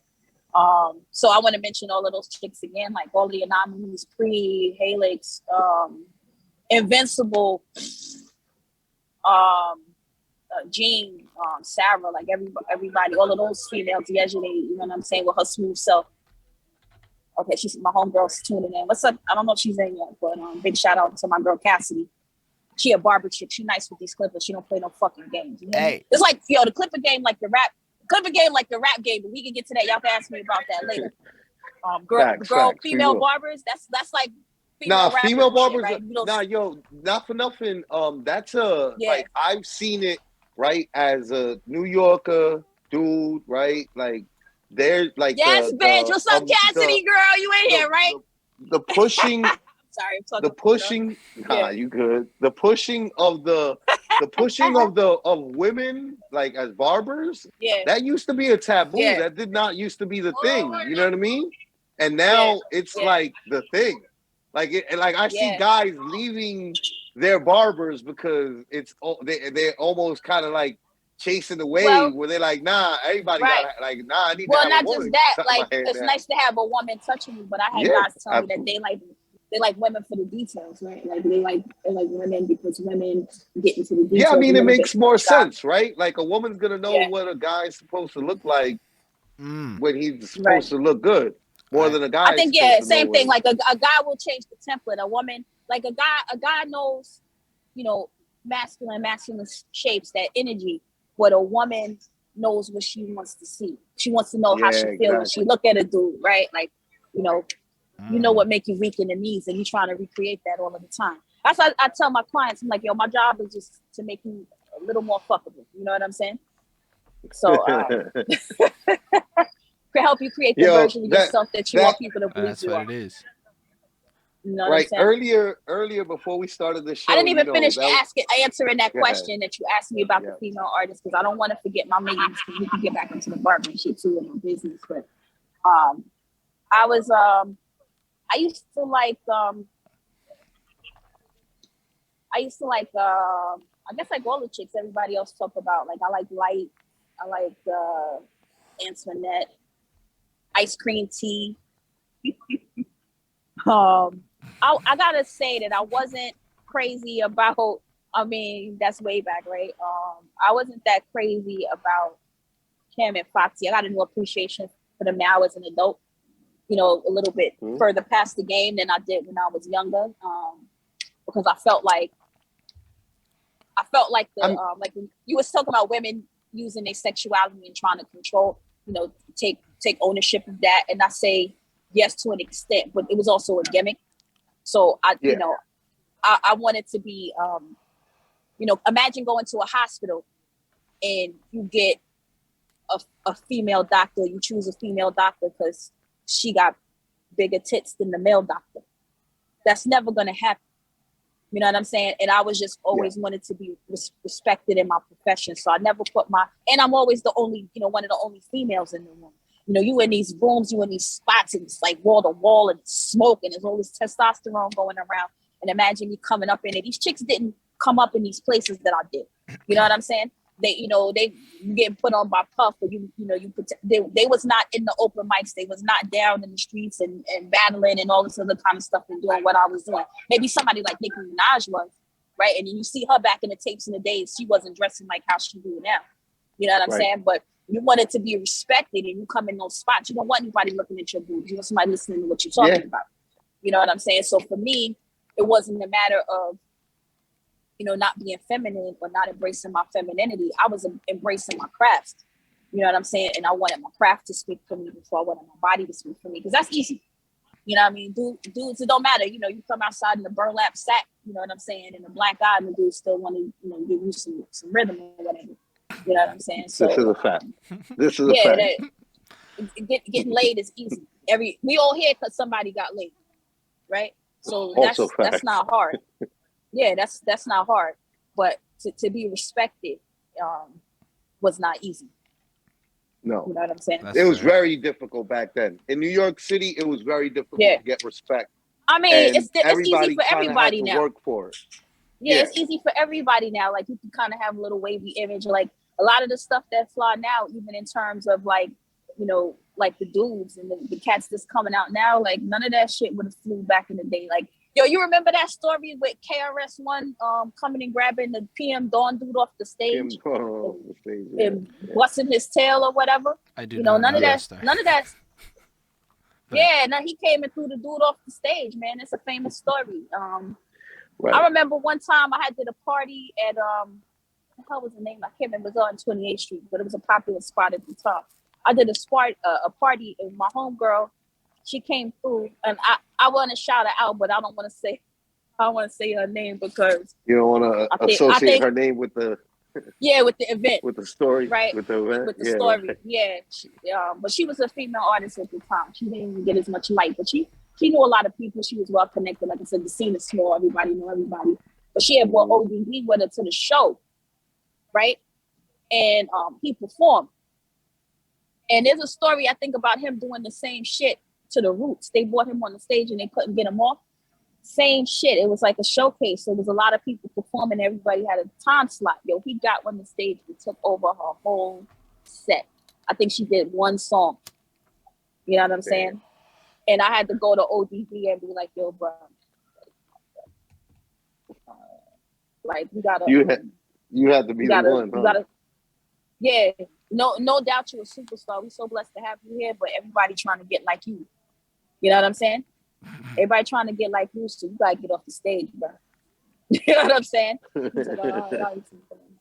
that's hilarious. So, but it was like that, man. Like this whole this whole rap thing was like, it was just like the gauntlet, man. It was like, you know what I'm saying? It was everybody trying to get seen, everybody trying to get heard, and you know, so like I said, a lot of stuff now, like people doing stuff in the music is like fashionable, it's just casual. You know what I'm saying? People make the stuff they know is hard. It's not really that complex. Like people was literally trying to beat each other brains in with their brains. You know what I'm saying? Yeah. Trying to be clever. You know, trying to make you think and trying to outwit each other. You know, it was definitely a game of wits at the time. You know what I mean? So, yeah, it was good times, bro. It was good times. Good times were had by all. Good times was had by all. So, how did the MF Doom record come about? Yeah. Like, Doom just hit you up and was like, actually, Doom didn't even hit me up. We did record the song together because a lot of times I did records and I did compilation projects. I wouldn't be in the same studio. Sometimes we did, but after a while, like I said, I have my own equipment. You know what I mean? So somebody would shoot me a beat. I didn't have to be. Oh, Starbucks. One of my clients, I guess he was looking. Yeah, at the time, like, I didn't have to be in the same room. I could just record whenever I was doing it. Most of my money I made overseas and overseas projects, because like I said, I was touring, I was traveling. That's how I made my money. You know what I'm saying? I do my record. I know you did the hip hop thing, but I'm sorry, I didn't know they were your songs, but I learned. Okay, my client texted me while I'm. Hey David, what's up, bro? Anyway, so yeah, this record we actually did where we were in house together, and was a guy. I don't even remember how the fuck I met this guy. Know somebody who knows somebody who knows somebody, and he said that he was producing that vaudeville villain album with Doom, and that he had this vision for a record with us on it. So when I first heard the beat too, it was real slow. MF Doom is real animated, so I was just like, I don't know. It's one of my most popular records, though.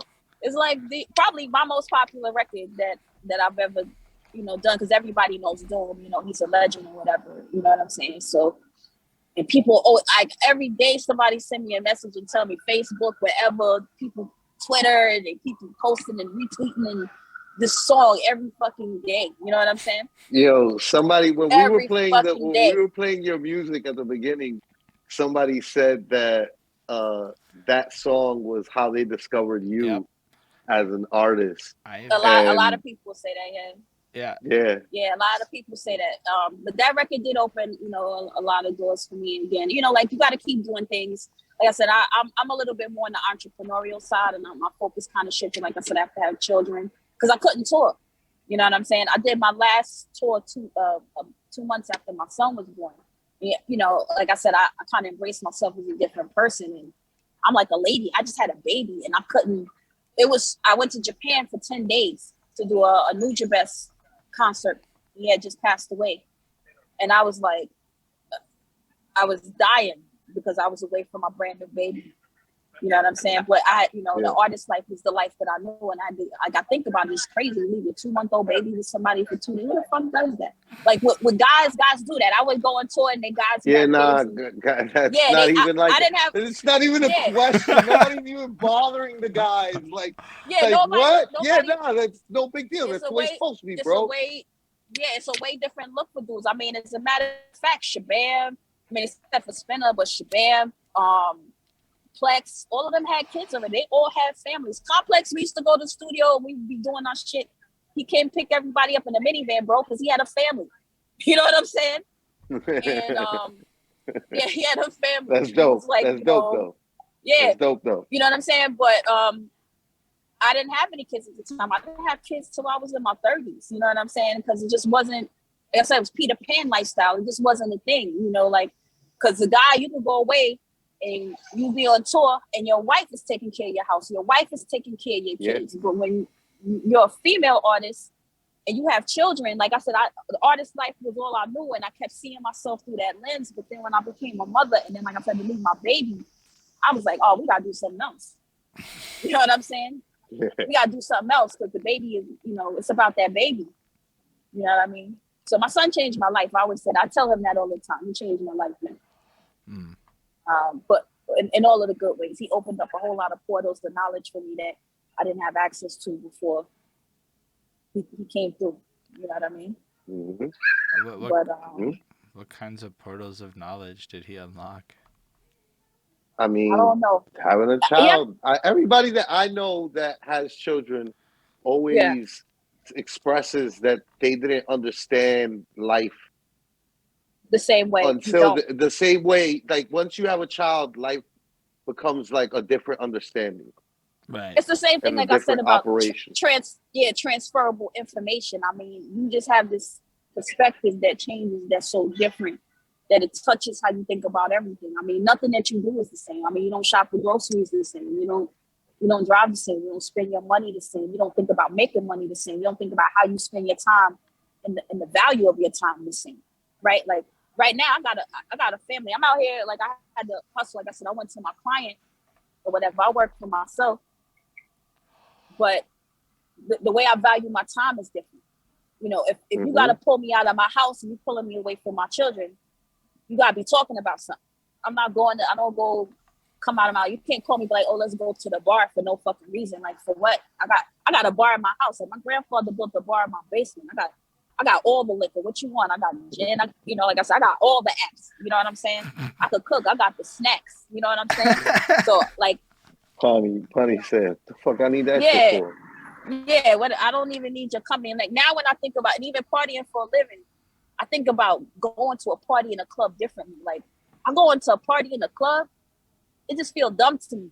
I'm like, I'm sitting here in a box with a bunch of strangers listening to loud ass music for what? You know what I'm saying? For what? I mean, I get it. Everybody out there. I get that a lot more than I want to admit.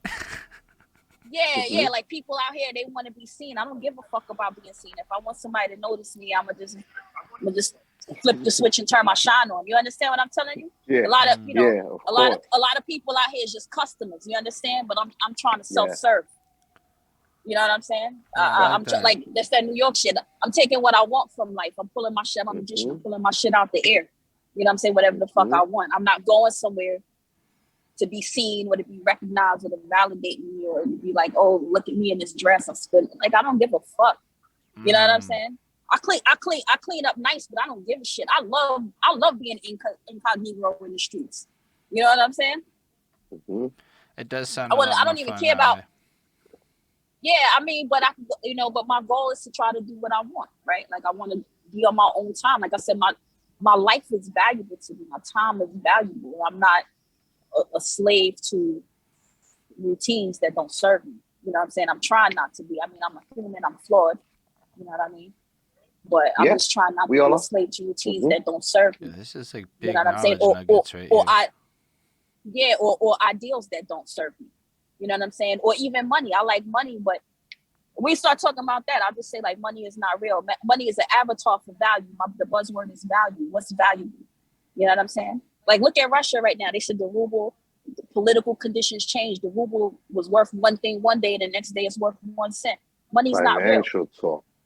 Money's not real. It's a big fact. It's an avatar. It's an avatar for value. You know what's real? Yes. Your labor is real. Your labor's real, and the time that passes that you expend your labor is real. Yeah. So what you gonna spend it on? You understand? Yes.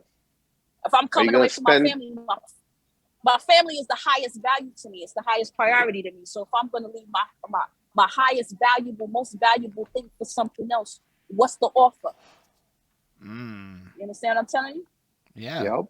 So I don't give a fuck about no job or any of that other shit. I'm pulling like I said, trying to pull my shit off the air. You know what I'm saying? Do it, make it for myself. Yo, that's like wildly powerful statements. Thank you, sir. It took me a long time. I had to bang my head against many walls. You know what I mean? I fell many times. You know what I'm saying? Yo, fell many times. Nah, that's but that's, you know what? That's the way that you learn, right? In life. Like, yeah, absolutely. Being successful without losing, you're not gaining much. You're just gaining an inflation of your ego over time that just keeps on progressing, because at the end of the day, without the failure, there's no contestation, there's no growth. Failure is where, like, is what is going to give you the opportunity to grow as a human being. Failure is a laboratory. That's like I tell my kids right now, like, because they're young, right? So they don't have, that toolbox of experience. So, like, it could be a little thing, like if we're doing something in school and I say, okay, well, you did this wrong, you're supposed to do this, they might break into tears because they got it wrong, right? They're trying to meet expectations. And I tell them, like, look, man, I said, we eat mistakes. You know what I'm saying? I'm gonna tell you that you need to embrace the wrong answer, because the right answer will surely proceed the wrong answer. The wrong answer, like a guess, who knows, right? But you get the wrong answer, you know for a fact that you won't get the right answer right after. So you might want to start, you might want to welcome getting the wrong answer. You might want to welcome just going out there and stepping out on faith and seeing what happens. Also, knowing what doesn't work is wisdom. You know what I'm saying? As I said, valuable. It's super wisdom. Yeah, but that, so, you know, it's like kind of like, that's why I said, like, you know, the idea of going to a party and creating a version of yourself and sculpting yourself for people to admire. When I do that, I'm doing it because I feel like it. You know what I'm saying? I'm not doing that because I'm trying to, you know, impress strangers. You know what I mean? If I get up and I get dressed and I'm going to get, like today I'm coming on an interview, I'm here to present myself. So I clean myself up. If I'm going somewhere to talk to somebody about some money, I'm going to go look like some money. You know what I'm saying? But just to be walking down the street or to be talking to people or just be in the hood and have a name brand on or have some fly shit on for somebody that, you know, I have another thing. We're talking about colloquialisms and things. Like to say one of my favorite things. I don't remember who told it to me, but what the next man eat don't make me shit. You know what I'm saying? That's one of my favorite things that I like to say. I'm worrying about myself. You know, what I think, how I feel about myself, you know? Yo, I swear, like, there's a lot of people who basically spend their whole lives trying to understand that. And you just, like, nailed it so succinctly and, like, to the point. My favorite one. Because, Sorry.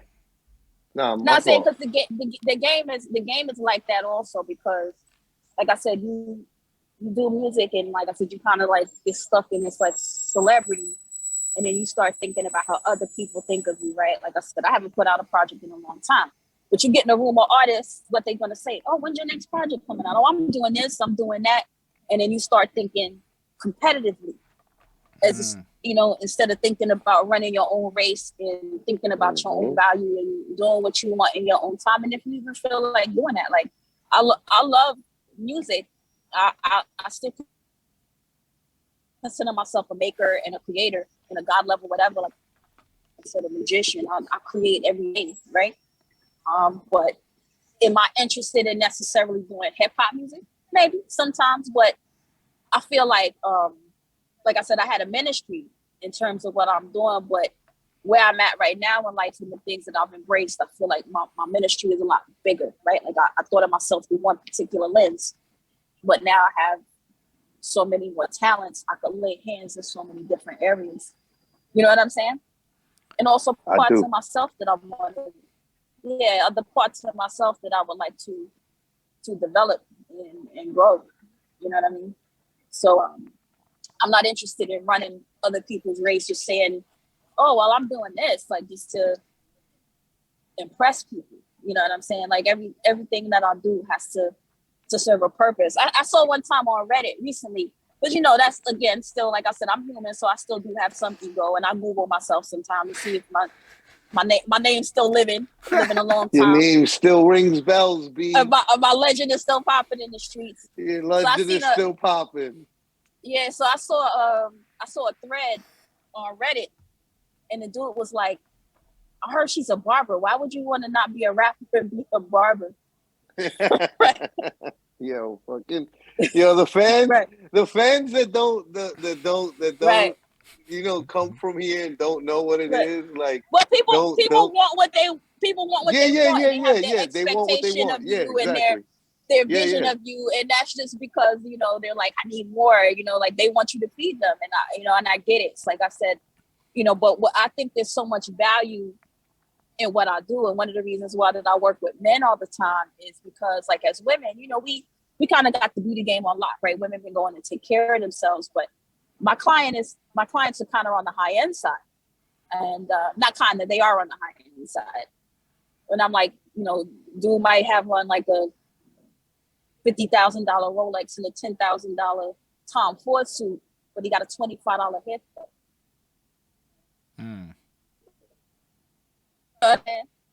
So you know, there's just kind of something off about that. You know, men are underserved, I think, in that respect. You know, as you know, being the kings or the bringing home the bacon, right? Like, you know, them sort of being in charge of their household, where they just there's kind of like this disparity in their services, right? And you talk to men about their looks, it's almost kind of like it's not even a manly thing to do, right? To talk about your looks or to be concerned about like what they had. They started calling it metrosexual, right? Like this kind of it's super. It's always mocked. It's always mocked. Yeah, these condescending if you care anything about how you look, or like if you care too much outside of what is considered the norm by men, then you're immediately, you know, like you know, he's gay or so all sorts of different craziness. Mm-hmm. Absolutely. So, you know, for me, like when you even talk to a man and do a consultation, you know, they talk to you like an abused wife, where you're like, so what do you want to do? And they're like, oh, well, you know, if you cut it too short, it's fine. You know, it's just hair, it grows back. And, you know, like, no, nobody hit me and I just ran into the doorknob, you know, like that kind of, you know, that kind of you know vibe. What though? Like I want to pretend like I don't have that reaction if somebody were to ask me what I want to do with my hair, but that's exactly what it would be like. That's exactly what you would say. That's it. Like I went to a female hairdresser because I realized my hair's too long for like most dudes to deal with. And I went, so the guy sent me to the girl chair, and I didn't know how to talk to her. I didn't even understand that shit. That's what I'm saying. It's like men have virtually, like, literally no expectation that they're going to get something that imagine a woman going to get her hair done and she has no expectation that she's going to walk away with what she wants. She would start flipping tables in that motherfucker. You understand? You know what? I was literally furniture be moving. Last night I was watching Ali Wong's latest stand-up on Netflix with the wife, and Ali Wong is super, you know, like strong woman, and she was super talking about that, where she was like, yo, women, like, what, are you kidding? Like, women, we like, when we want something, we getting it. You know what I'm saying? Like, a woman is not gonna exist without whatever it is she set her thoughts upon. No, you know what I mean? No like, fucking no, doke at like, all no whatsoever. fucking, like, no, you know what I mean? And if there's if there's a man in the relationship, he's gonna like, in her, you know, comedy bit, she's like making this a joke, you know, that like that dude's gonna be miserable until she gets what she wants. You know what I mean? Like, like you heard, like, until she gets what she wants, homie's gonna have to suffer. Yeah, I know. My husband told me at times I could be very stressful.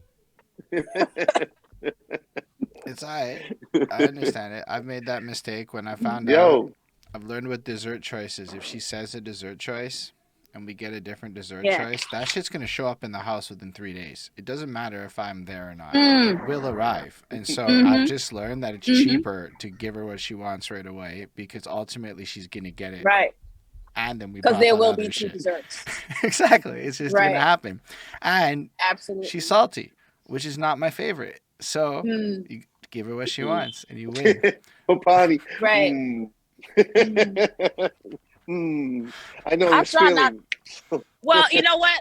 I could be salty, but I try not to be salty. But I do. I put a lot of effort into getting what I want. Like I said, pulling things out the air and creating a certain level of comfort for myself. And that comfort for me is, like I said, if I want to have a drink, I already got the drink in the house. You know what I'm saying? If anything that you need, you got. Yeah.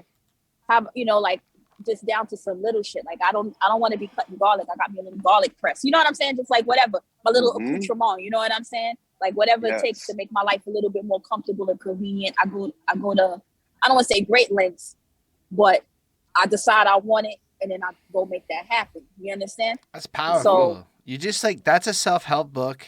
Honestly, pretty much all of them. You just broke it down into a sentence. So it's not a self-help book though. Then that'd be like a self-help pamphlet. You know what I mean? That's like the bullet point form, like the pamphlet version. You want to hear? You want to hear some real shit though? Like, that's kind of one of my goals. And like, when people say, "Oh, what's your goal?" I want to travel the world with no luggage, because everywhere I go, I already gonna have this shit there. You know what I'm saying? I just want to get on planes and don't just get on planes and don't take nothing.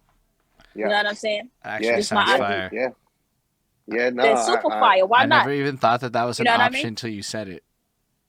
It is an What? option. Absolutely. It's an option because I want it. You understand? Mhm. That's the magician shit. I decide that's what I want, and then I'm That's gonna go what's gonna try to make happen. that happen. Yo, let me tell you some wild stuff. Right before COVID, like my kids right now, my kids homeschool. They go to a virtual private school, and I was saying a year or two before COVID, because my son is very talented, but you know he also he embraced that early. But you know, boys, you know, having issues and stuff, and he don't like structure. You know what I'm saying? And he used to always be in school falling asleep in class. Like I'm talking about from like first grade, second grade. He decided that he ain't fucking with it. He just tune out, or he would go leave the classroom. They be calling me like, your son's running around the hall and we can't find him. You know what I'm saying? Like shit like that. But sounds like me. Yeah. So you know what happened? Right. So what happens is that, you know, he starts to get a reputation that kind of becomes a manifest destiny thing, because now the adults have decided that he's a, you know, that he's a square peg. You're a problem. All the holes are round. Yeah. Right. So then they would just be calling me for like crazy super fit. Like you know, you started to see that the attitude would change, because then they were starting to call me for little shit. Not. I used to be like, yo, listen, if the motherfucker didn't set the building on fire, don't fucking call me because I'm fucking busy. Okay? So but I said to myself, I said, you know what? I would love to put my children, and like I said, when I was younger, a lot of my frame of reference was built around the fact that I had this career that I created for myself as a young person, and I traveled. I did what I wanted. I created something for myself based on all of these, like, you know, like I said, I had all these little prompts, all these was keep going. And I said, you know what? Good information is transferable. That if I could do that with that particular talent or that particular time of my life, I could recreate that at any time that I want with whatever thing I focus on.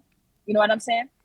Yeah. So I started to say, man, I want to put my kids in a school without walls. I just want to like kind of travel. I want them to have an unconventional lifestyle, and I want them to learn the things that I learned earlier than I learned it, to give them an advantage. I want to put it in the buffet for them and let them sample that early and figure out what life should really taste like. You know what I'm saying? Mm-hmm. And then COVID came, and they had the homeschool, and I was like, man, I hope they keep this shit up. You know what I'm saying? Yeah. Because it was the thing that I was envisioning, the school without walls. But it didn't exist. I didn't know what to call it, you know, COVID or online school or virtual, whatever the hell it was. It didn't really exist except in my mind. There was no template for it. So after COVID, and they was trying to send all of the kids back to school, I was like, first of all, my kids, I live in a multi-generational household. My kids are not going to be no guinea pigs. Nobody knows what they're doing. You know, I just didn't feel comfortable just throwing them back in. Plus, my husband is in Trinidad, and we have a home there. I want to be able to go back and forth as I please. You know what I'm saying? Mm-hmm. So I was like, all right, I'm going to try to figure this out. And I kept looking for programs, and I don't know, at the last minute I found this one program, but it's basically what I wanted, right? Like, it's the school without walls. You know what I'm saying? And we found it. And my kids love it, right? Like I said, my kids are super smart. So they have an opportunity to embrace, you know, be on their own time, right? Their school experience is entrepreneurial, right? Because they can learn at their own pace. As much as they can absorb, they can absorb. That's and wild. Honestly, it made my son doesn't fall asleep during the day anymore. But listen, it's homeschool. We flexible. If you're tired, you want to take a nap, we can take a nap. We get up a half an hour late, and fuck it, we get up a half an hour late. You know what I'm saying? And we just continue. We just go out a half an hour later. You know what I'm saying? So, you know, now we walk by. We live next door to an elementary school. So while the other kids in school, we might be taking a trip in the neighborhood, going to the store, doing the activity. And sometimes we go by the school during recess, and I'm like, yo, y'all want to go back to the building? I mess with them all the time because I know they don't. They be like, I don't want to. You know what I'm saying? It's regular schmegular for them. Like I said, everything right now. Like, I'm just trying to teach them, like I said early, how do you create something for yourself? You could visualize something and it may not exist when you visualize it. How do you build a castle in your mind and then make it tangible in the real world? You know what I'm saying? So for me, like I said, I've been able to crystallize that, repeat. Like I said, good information is transferable. If I found a method that works for me, and the method is the mindset, a mindset that works for me, how can I just reapply that and reapply that and reapply that to different situations and turn situations into what I want, right? Because, you know, you get used to a thing. You get used to, like I said, you walk into a warehouse and get free shit, or you know, I don't still necessarily do that, but it happens to me in other ways in my life where, like, I got a great client owns a Chick-fil-A, and I mentioned that, oh yeah, I want to go take my kid to a ball game. All right, so we got tickets. It's my first time ever going to a game, and then, you know, we in the box seats and we got the, you know, the fancy stuff. So a lot of times I'll just say something and it just kind of come to me. I'll be like, oh, I need X amount of dollars, you know what I'm saying? And then when I'm not expecting it, you feel like, oh, I want to do this, I'll do that. And then, you know, something drop out the sky for me. You know what I mean? It's like I said, it's like sort of a mindset. And then, you know, the minute that you doubt yourself and the minute that you doubt that it's possible, that's when the mindset falls through. You know what I'm saying? So you have to just be doggedly persistent about creating your own reality and not worrying about whether you see that template already existing around you. Just decide what you want. And then you go about trying to get it. Sometimes it's, like I said, overnight success takes 10 years, right? It's not easy. You know, you might have to put the work in, and it takes you a long time. And you know what I'm saying? You put that work in, and it might take you a while to come to fruition, but it will come. You know what I'm saying? Success takes 10 years. I didn't make that up. That's what that's a popular thing. I've heard a few people say that. Yeah, overnight success takes 10 years. You don't see the struggle. Like, you know, like they talk about the wife wasn't shooting in the gym with Kobe. That you see somebody successful, you see him on TV, all of the years of preparation and in the mindset. You gotta have a monster mindset. Yeah, right? Facts. To get to that success. And then also you know, some of the information that I fill my head with, like I like people like Grant Cardone. If whoever's listening, if y'all don't know who Grant Cardone is, fuck with Grant Cardone. Grant Cardone is crazy as shit. He's a super sales guy, but he got this mindset where you just don't quit. And I like that. He said he'd wake up every day and say, who got my money? You know what I'm saying? So that's the thing. Every day you wake up and you come out with a killer mindset. You know what I'm saying? You're like, I'm a killer, I'm a monster. You know what I'm saying? And like I said, I'm human. I have days where I'm like, I don't feel like killing shit today, but you know, I'm a parent. If I don't go out and kill something, we don't eat. You know what I'm saying? So, like I said, that's another way that my children kind of changed my mindset, right? And I know, like I said, I like being comfortable. You know what I'm saying? So, you know, I'm out there seeking the comfort, right? I'm out there seeking the comfort, and I know I got to kill something every day. But yeah, mindset is everything. Mindset is everything. That's kind of where I'm at right now. Yeah. Mindset is everything. These are big facts. Yo, you just dropped wild. I'm like, turned yo, into like a master class. I needed to hear that. Like I'm dead in the moment right now that I needed to hear that. Like sometimes, and I know that, but I needed to hear it. You know what I'm saying? Everybody needs to be reinforced, because you gotta, like I said, it's an everyday thing, and you gotta keep telling yourself. You know what I'm saying? Like I said, you gotta keep telling yourself, don't quit, because nobody will do it for you. There's a lot of people that you know, that are stuck themselves. Right? You know, people you may love, people you care about, a lot of people that stuck themselves, and they don't have the wherewithal to pull you out the hole. Yeah. If you fall in the hole. They don't got the tools, like you said, right? They don't have the tools, man. They don't got the tools. You know what I'm saying? They can't pull you out the hole if you get in the hole. And that can't even be the mindset. Like, yo, that's how is that the mindset, that if you fall in the hole, you waiting for somebody to pull you out? I mean, I know that's what kind of people be thinking sometimes, like, you know, all that lean on me, or friends, or like all that friends. Like, I'm on that Rasputia shit. What I tell you about friends? You know what I'm saying?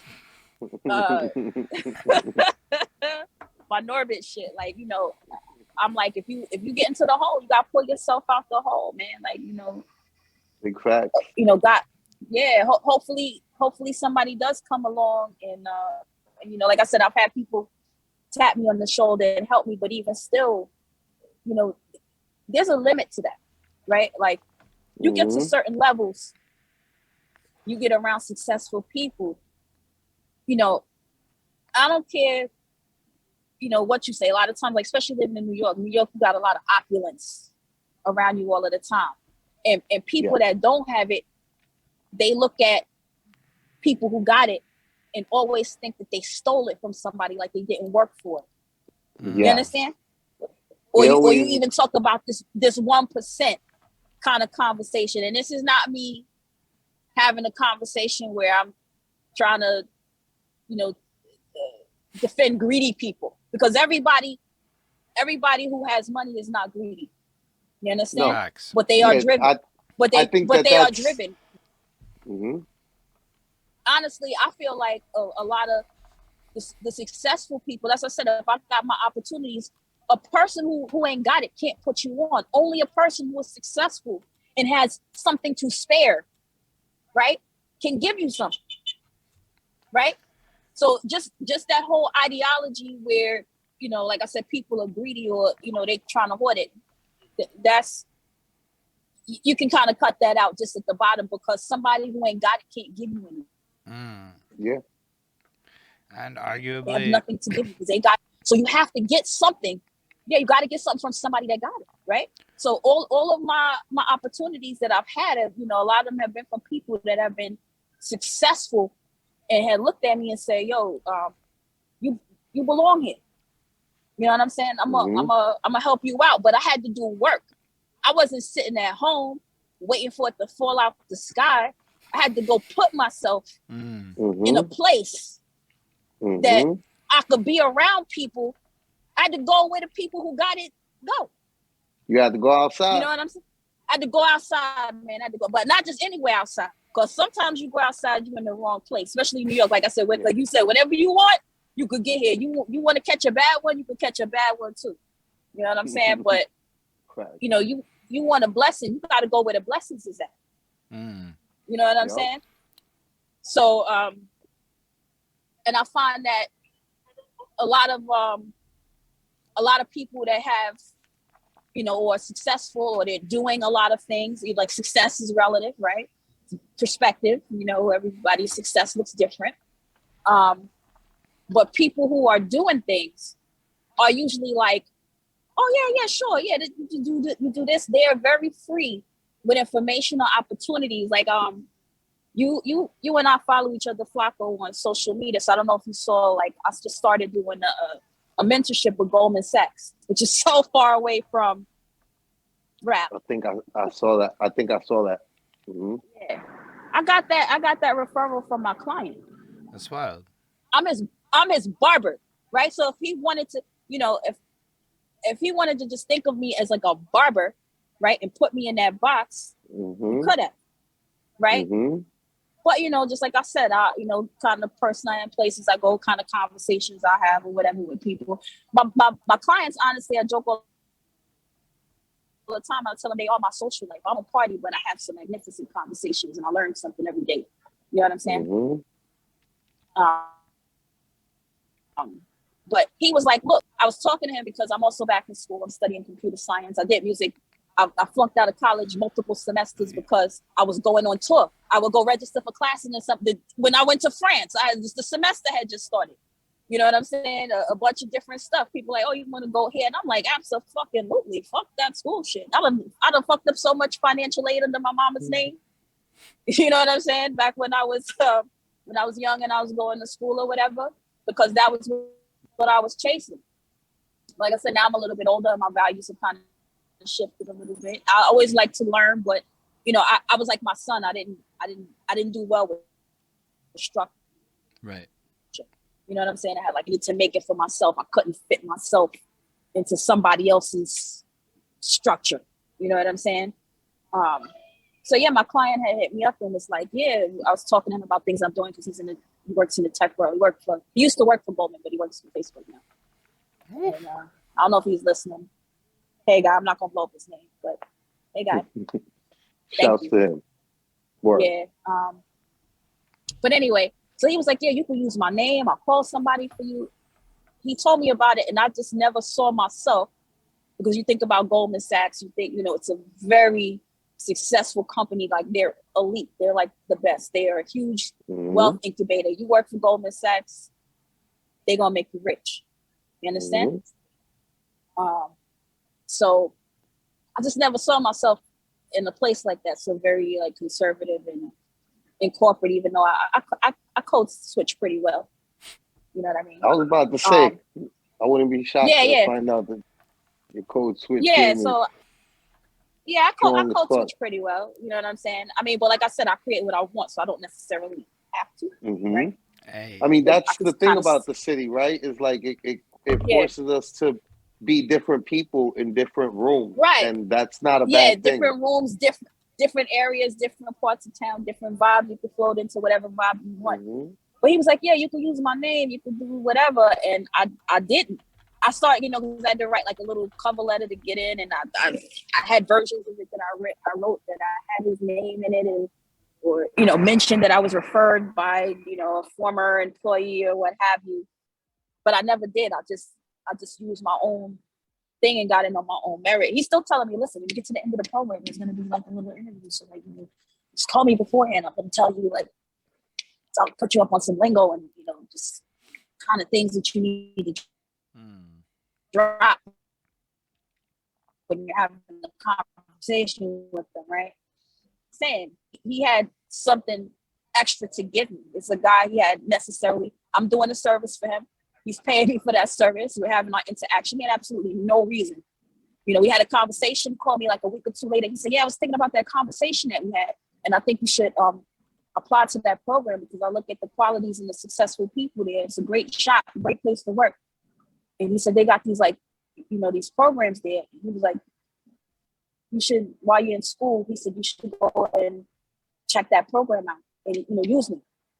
You know what I'm saying? But then again, that's what I said. It's about your network, right? You got to be where the blessings are at. You can't be sitting around on the block, or opportunity doesn't come knocking at your home. Nah, I mean, you gotta go out.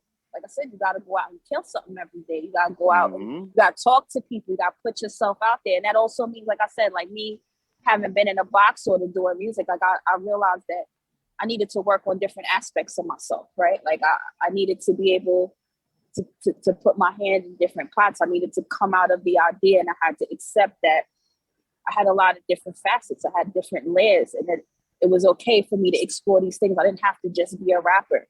You know what I'm saying? And honestly, the world was much bigger than that, and there was conversations happening in other rooms that I didn't even bother to go in. You know what I'm saying? I was in some great rooms having some great conversations. I mean, you can imagine you traveling all over the world, and people are doing things for you. Like I said, just shit that I fell into on accident. You know what I'm saying? So now the next level was putting myself in these places on the next level and making that a conscious effort. And it's still a process, right? Like I heard Justin Bieber talk about that the other day. He was saying that he got problems in people. He was talking about it from a little bit of a shallow point of view, talking about how people are looking at him like, oh, you're rich and you're driving a Ferrari. And he's like, yeah, when I got that Ferrari, he said, yo, I was so hyped. People were getting in the car and I was showing them the glove box. Right? He was like, now I just think about, like, sometimes I drive it, I'm like, yeah, I wish I had a different car. Because there's levels to this shit, right? He's like, yeah, I did that already. You know what I mean? So, it's the same thing. It's like, you get to a goal, but there's never an end level, right? Boss level is at an infinity number. Right. Yes. You know what I'm saying? It's at an infinity number, and you gotta you gotta keep trying to climb it. Like I said, you keep moving up the ladder and you go into all of these different floors. It's funny too. Like if that book, famous book, Dante's Inferno, even the Quran, right? They talk about different levels of heaven, right? And how that world is almost like a mirror to this, where there's levels of preference, right? And when I think the preference, like I said, if you got a certain mindset, you might think that sounds terrible, but it's like to whom much is given, much is expected kind of thing. If you want it, if you're out there getting it, if you're out there pursuing, right? If you're out there actively leveling up, you start to kind of create a wave of preference for yourself, a favor, right? Mm-hmm. You create a wave, a bank of favor that you can withdraw from. You know what I'm saying? You can withdraw from it and you could use it when you want. You know what I'm saying? So, that's what it's like. Treating opportunity almost like a muscle and training yourself to like build up to absolutely creating bigger. That's why a great way to put it. I don't hoard anything because I just feel like the more that I give out, the more that I'm helpful, the more that I let go of money, the more that I give to people, the more that I see that things come back to me. So like that's just been that like is just fact. That is a keep fact. on I find keep on putting out, keep on helping as much as I can, and it'll come back to me all in due absolutely time. I find that the opposite thing kind of happens to me too. Like when I do something greedy, like even something small, if I'm in the subway and I find something that doesn't belong to me and I don't make an effort to return it to somebody and I keep it for myself, that I lose something. Like the next day, the next week, I find that it also goes in the reverse. That if I want to be greedy, I mean, now back to the hoarding thing now, because there's a fine line with that. Because, like I said, when you out there hustling and creating things for yourself, you also get an appreciation. Like I said, you start to kind of like you said, build the muscle, build that mindset. And sometimes you can't give everybody. Can't help everybody because they're not ready. They don't know what to do with it. You understand? Mm-hmm. Yep. So it becomes squandered. You know what I'm saying? You gotta kind of gotta meet people where they are and at the level that they are.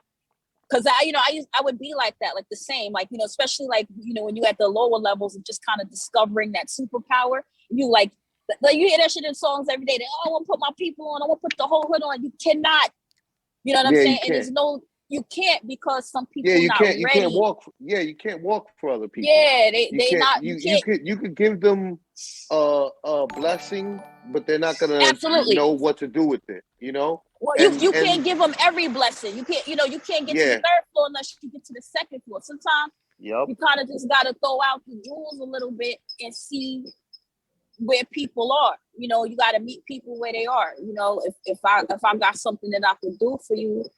Or I can, that's cool. But sometimes, you're talking to people and just this conversation that we have, and I have, this conversation with people sometimes and they don't even get that. They'll still go back to, oh, but it's hard. And, oh, you don't understand it. Oh. You know what I mean? Yeah, it's hard. If it wasn't hard, everybody would be a baller. You know what I'm saying? But that's how like I said, every rich person isn't a thief and every rich person isn't greedy because it ain't easy to get there.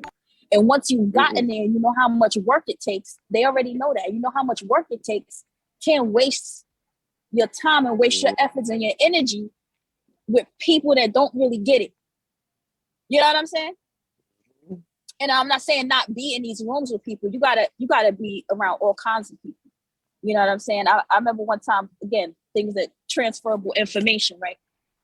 I got a cosmetology license. My first day of beauty school, the director walks in and he gives us a lesson. And he said, what kind of place you should be eventually thinking about opening your own salon? He said, do you want to be at the affordable salon? Do you want to be at the super expensive salon? Like what kind of business do you want to have? So you had all kind of answers. You had people that was more hood that was like, I want the affordable joint so all my peoples can get on. And then you got people that was like, I want to be at the rich joint. And I was more in that mindset too. Like, yo, why would I? Because that's what I do. I'm like, why would I cut hair for $30 when I cut hair for $100? Right? Yeah. So, but he said, nah. He said, when you get in your thing together and you're building a network, he said, you want to be in the middle. He said, because you could pull people down and you could pull people up. You know what I'm saying? Gem. And that's, that's a transferable gem. Right? He said you want to be in the middle. So, you don't want to be, it's the same thing with any type of polarization. You don't want to be all the way to the end of one issue or all the way to the end of another issue, because everybody has a different perspective, and the truth is somewhere in the truth is based on what people's truth can also be subjective, right? It's based on people's experience and their outlook, and we're all the sum of our parts and our experiences or whatever. So my truth may not look like your truth, right? My success doesn't look like your success. My goals don't look like your goals. You know what I'm saying? One day we're gonna be a cool show where we have like the fucking sound effects, and when you hit that perspectives, we should have like been able to hit the button. It'd be like perspectives. You know what I mean? Right. Okay. Drop some bombs on it like flex. Noted. We'll find a way to make you be Yeah, able I just gotta get a stream deck. I need to stop. I gotta invest into this as much as I invest into the music and what I do with that. You know what I mean? We have the 1 year anniversary of this interview. Y'all could do like the anniversary edit, and then y'all could throw hit them with the horns. Throw the flex bombs on it. Right? That's amazing. Yeah, I'm sure we can pull that off. I just haven't looked into it either. But honestly, it's a vibe. Yeah. I be dropping like big knowledge nuggets. That's what I call Yo, it. wild. Like the last 45 minutes just felt like a TED talk. It was. Thank you all for coming. But to you my know TED what? Talk I did the TED Talk at Lincoln Center, motherfucker. At Lincoln Center, son. What? It's wild. It's like you were outside. Hold on. It's like you went into the streets, got inspired, and the whole tone of what you talked about changed. Yeah, she let New York City inspire her too. Yeah, I was gonna say, New York City is that energy. That's another thing that's great about this place. I remember, because I live in Queens, I remember coming over on that bridge. Every time I'm out here and I look at it and I'm like, yo, this is a big ass light bill, man. We got money to pay for this shit. This shit is powered. You know what I'm saying? Yep. All the way powered. You know what I'm saying? It didn't look like this shit 24 hours a day. The lights don't go out in this city. You know what I'm saying? When I'm down there, sis, I always do window watching. I be looking up at all I'll be like, damn, that dude up the top one looked nice. I'm gonna get there one day. You know what I mean? On the top floor, one of them buildings. You know what I'm saying? Absolutely. That's what I said. You gotta associate with all kinds of people, because you gotta meet. You gotta get with the earthy people that that's living simple and making things with their hands, because that's a lesson in humility, right? And not just humility, but making a lot from nothing, right? Because we all know that too, like being people, like from our grandmamas. Like I said, my parents, my grandparents was from the South. I don't think my grandfather had more than he had a 3rd or 5th grade education. Came up here, made it happen for everybody. You know what I'm saying? He just had the will. You know what I'm saying? And so that's important. But then it's definitely important to talk to people who have things that you don't have, because it gives you an idea how to get it, or that it's possible. If you could touch that person, that person is accessible to you. Then why not you? Facts. You know what I'm saying? There are a lot of people. I look in the city, like I said, you out here looking at the city, you looking at all these lights, you looking at all these cars. I mean, it's not like there's a scarcity. It's out here in abundance. Nope. So why not me? Right? Why not me? There's plenty of big buildings, and there's plenty of top floors. I ain't gonna take away nobody's spot. I'm just gonna get up in my own spot. Absolutely. You know what I'm saying? Because there's more than enough for everybody. And that's what New York City shows. And you're right about that. Like, you see, for a lot of us, I think that also, right? Like we were the privileged ones. Hold on, check this out. You see that? Look at that. You see that family? They just came out of Lincoln Center. I don't even know what show they holding in here, but that's like such a blessing, right? Like, you could come here and you could be a little kid and be exposed to so much culture. Kids in the city, even you hanging out in a restaurant and a gang of kids come in to the sushi place. You know what I'm saying? By themselves, they got their own little money. You know what I'm saying? And it's like, it just kind of puts you on a different level when you just kind of always, sorry to cut you off, wait, always absorbing. You know what I'm saying? I love that about the city. You know what I'm saying? Yeah. Big crack. Yeah. It's a really cool city. Yeah. Mm-hmm. Subways is shit though right now, but Yeah, I mean, the subways is always the subways, you know?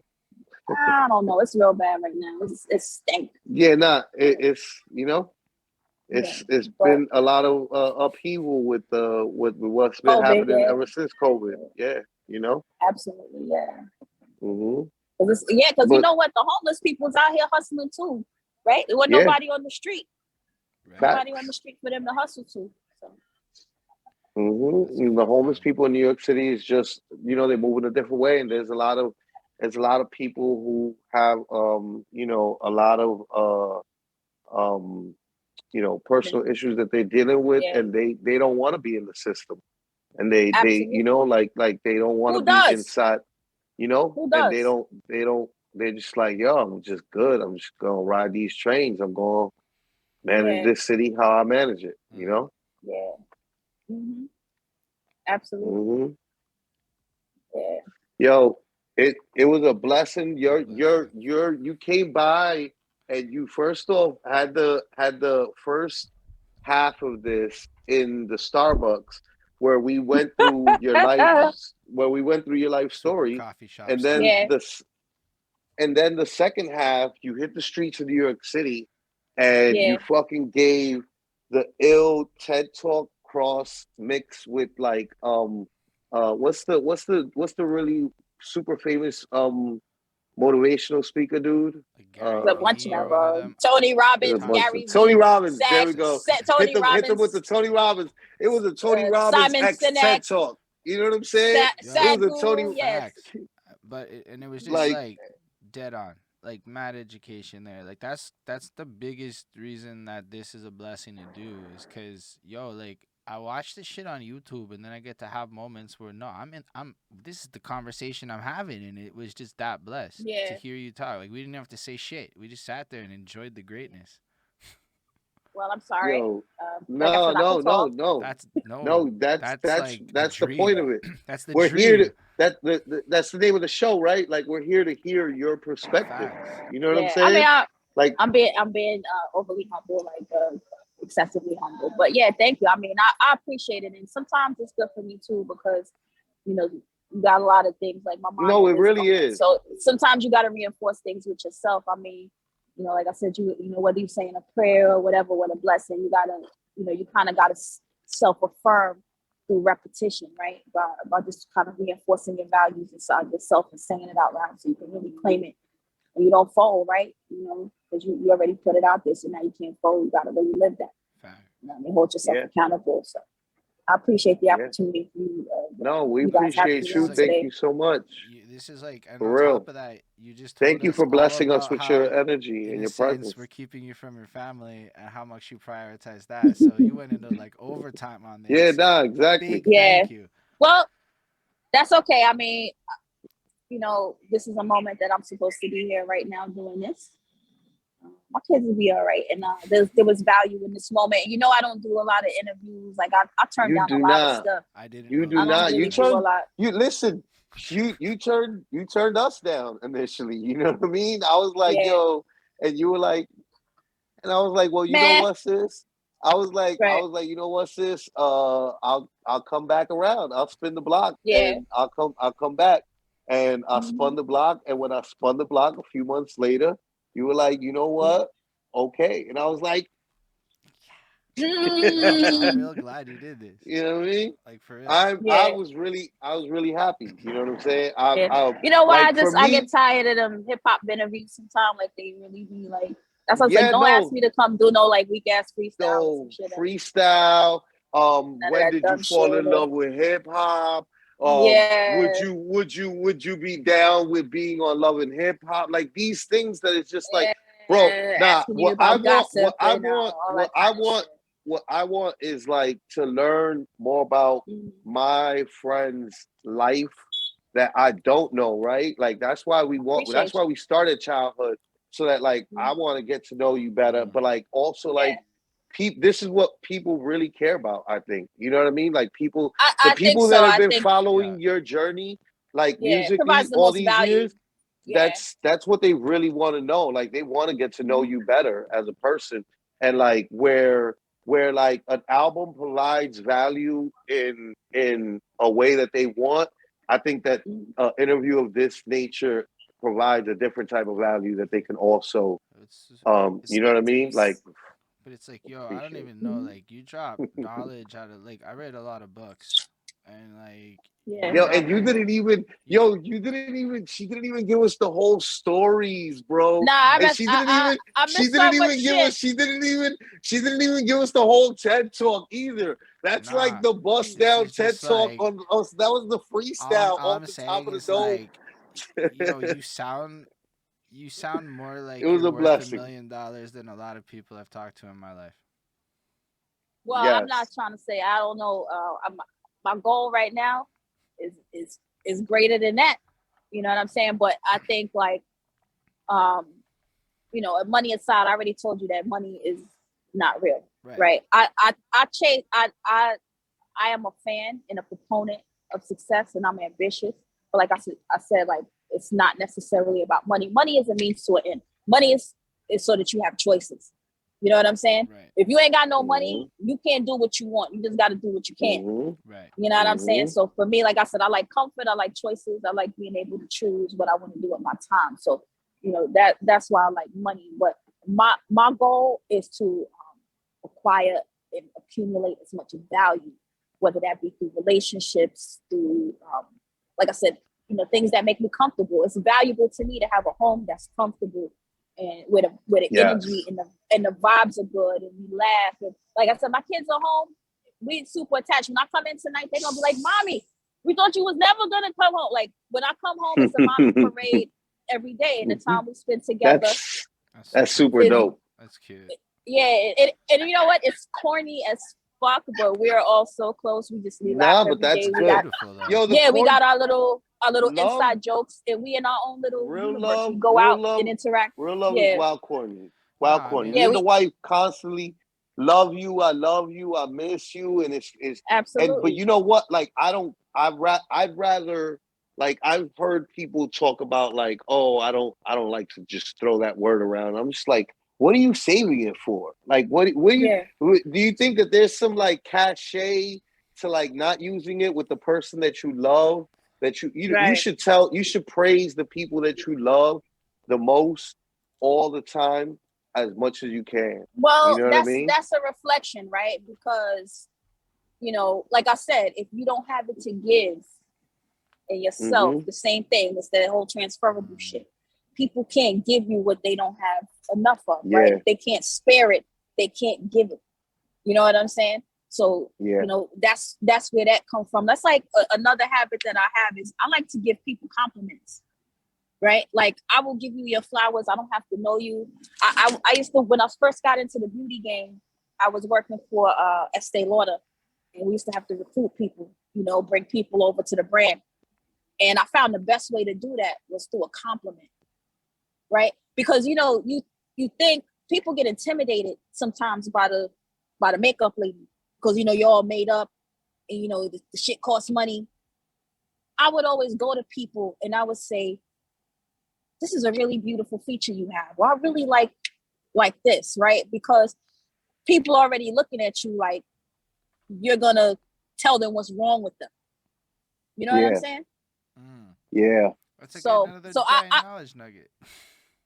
yeah, well, you know what? I found that that's important to do, and it really helps you too. Like as a woman giving a compliment to another woman, or even as a woman being able to go to a perfect stranger who's a man in the street and give a man a compliment, and then it's in a non-sexual way. I walk to a brother and I say, "Ooh, man, I love your shoes, man. You looking clean today, bro. You have a blessed day."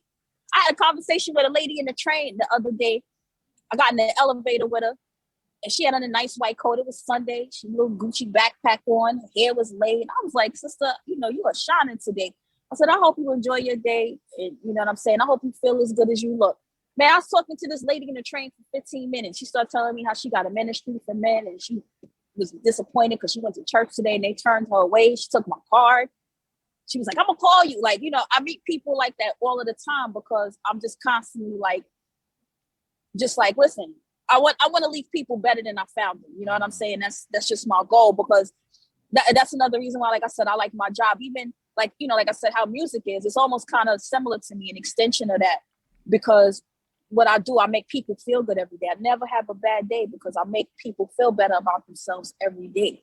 So I realized that I need to try to extrapolate that as much as possible. I try to make people feel good. You never see me out in the street talking crazy about people. I don't really gossip that much. I don't talk about people. At time in my life, I probably would have. I don't even like saying greasy things about people all of the time. I don't like, you know, because like I said, we all are some of our parts. Everybody got a different experience. And like I said, I learned from being in this industry that there's beauty in everybody. It's like there's value in every place, right? Every place is not New York. I'm from one of the greatest cities in the world. So any place I go, it's not going to be New York, but there's value there.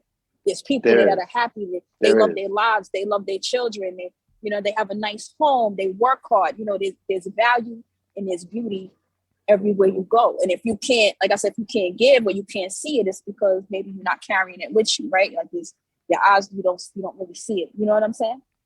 You got the right perspective. You know what I'm saying? On what you're looking at. You can't just really put an expectation. You got to be in the moment. It's like she said it again. Yeah, nah, she hit it. She hit it with the. I be on my good shit. Like, y'all was getting ready to say good night and y'all got me started again. So let me not even hold y'all.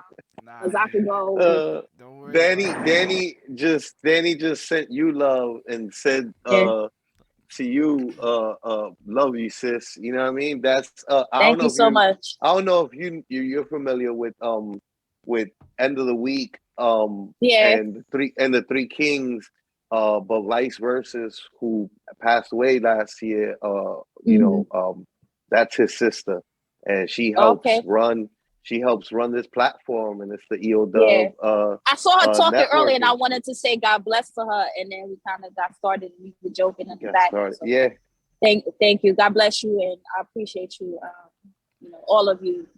Everybody seems to be very appreciative of your energy, Apani. Thank you so much. Oh, no, it's wonderful. Thank you. It was a pleasure. No. Hear me out. Thank you for pulling me out of my hidey hole. Thank you for being you. You know what I mean? Like that's like your energy is not something that, like, you know, is like a dime a dozen, and all the love and lessons, all the knowledge that you dropped, right? That's all love. Like that's love. Like when you're trying to give people knowledge, that's real love. You know what I'm saying? Because you're giving people takes nothing off of me to show love to somebody else. Like I said, give them a compliment. Sometimes people don't like to do that because they feel like it puts them in a place like they're subordinate to somebody because they gave it up.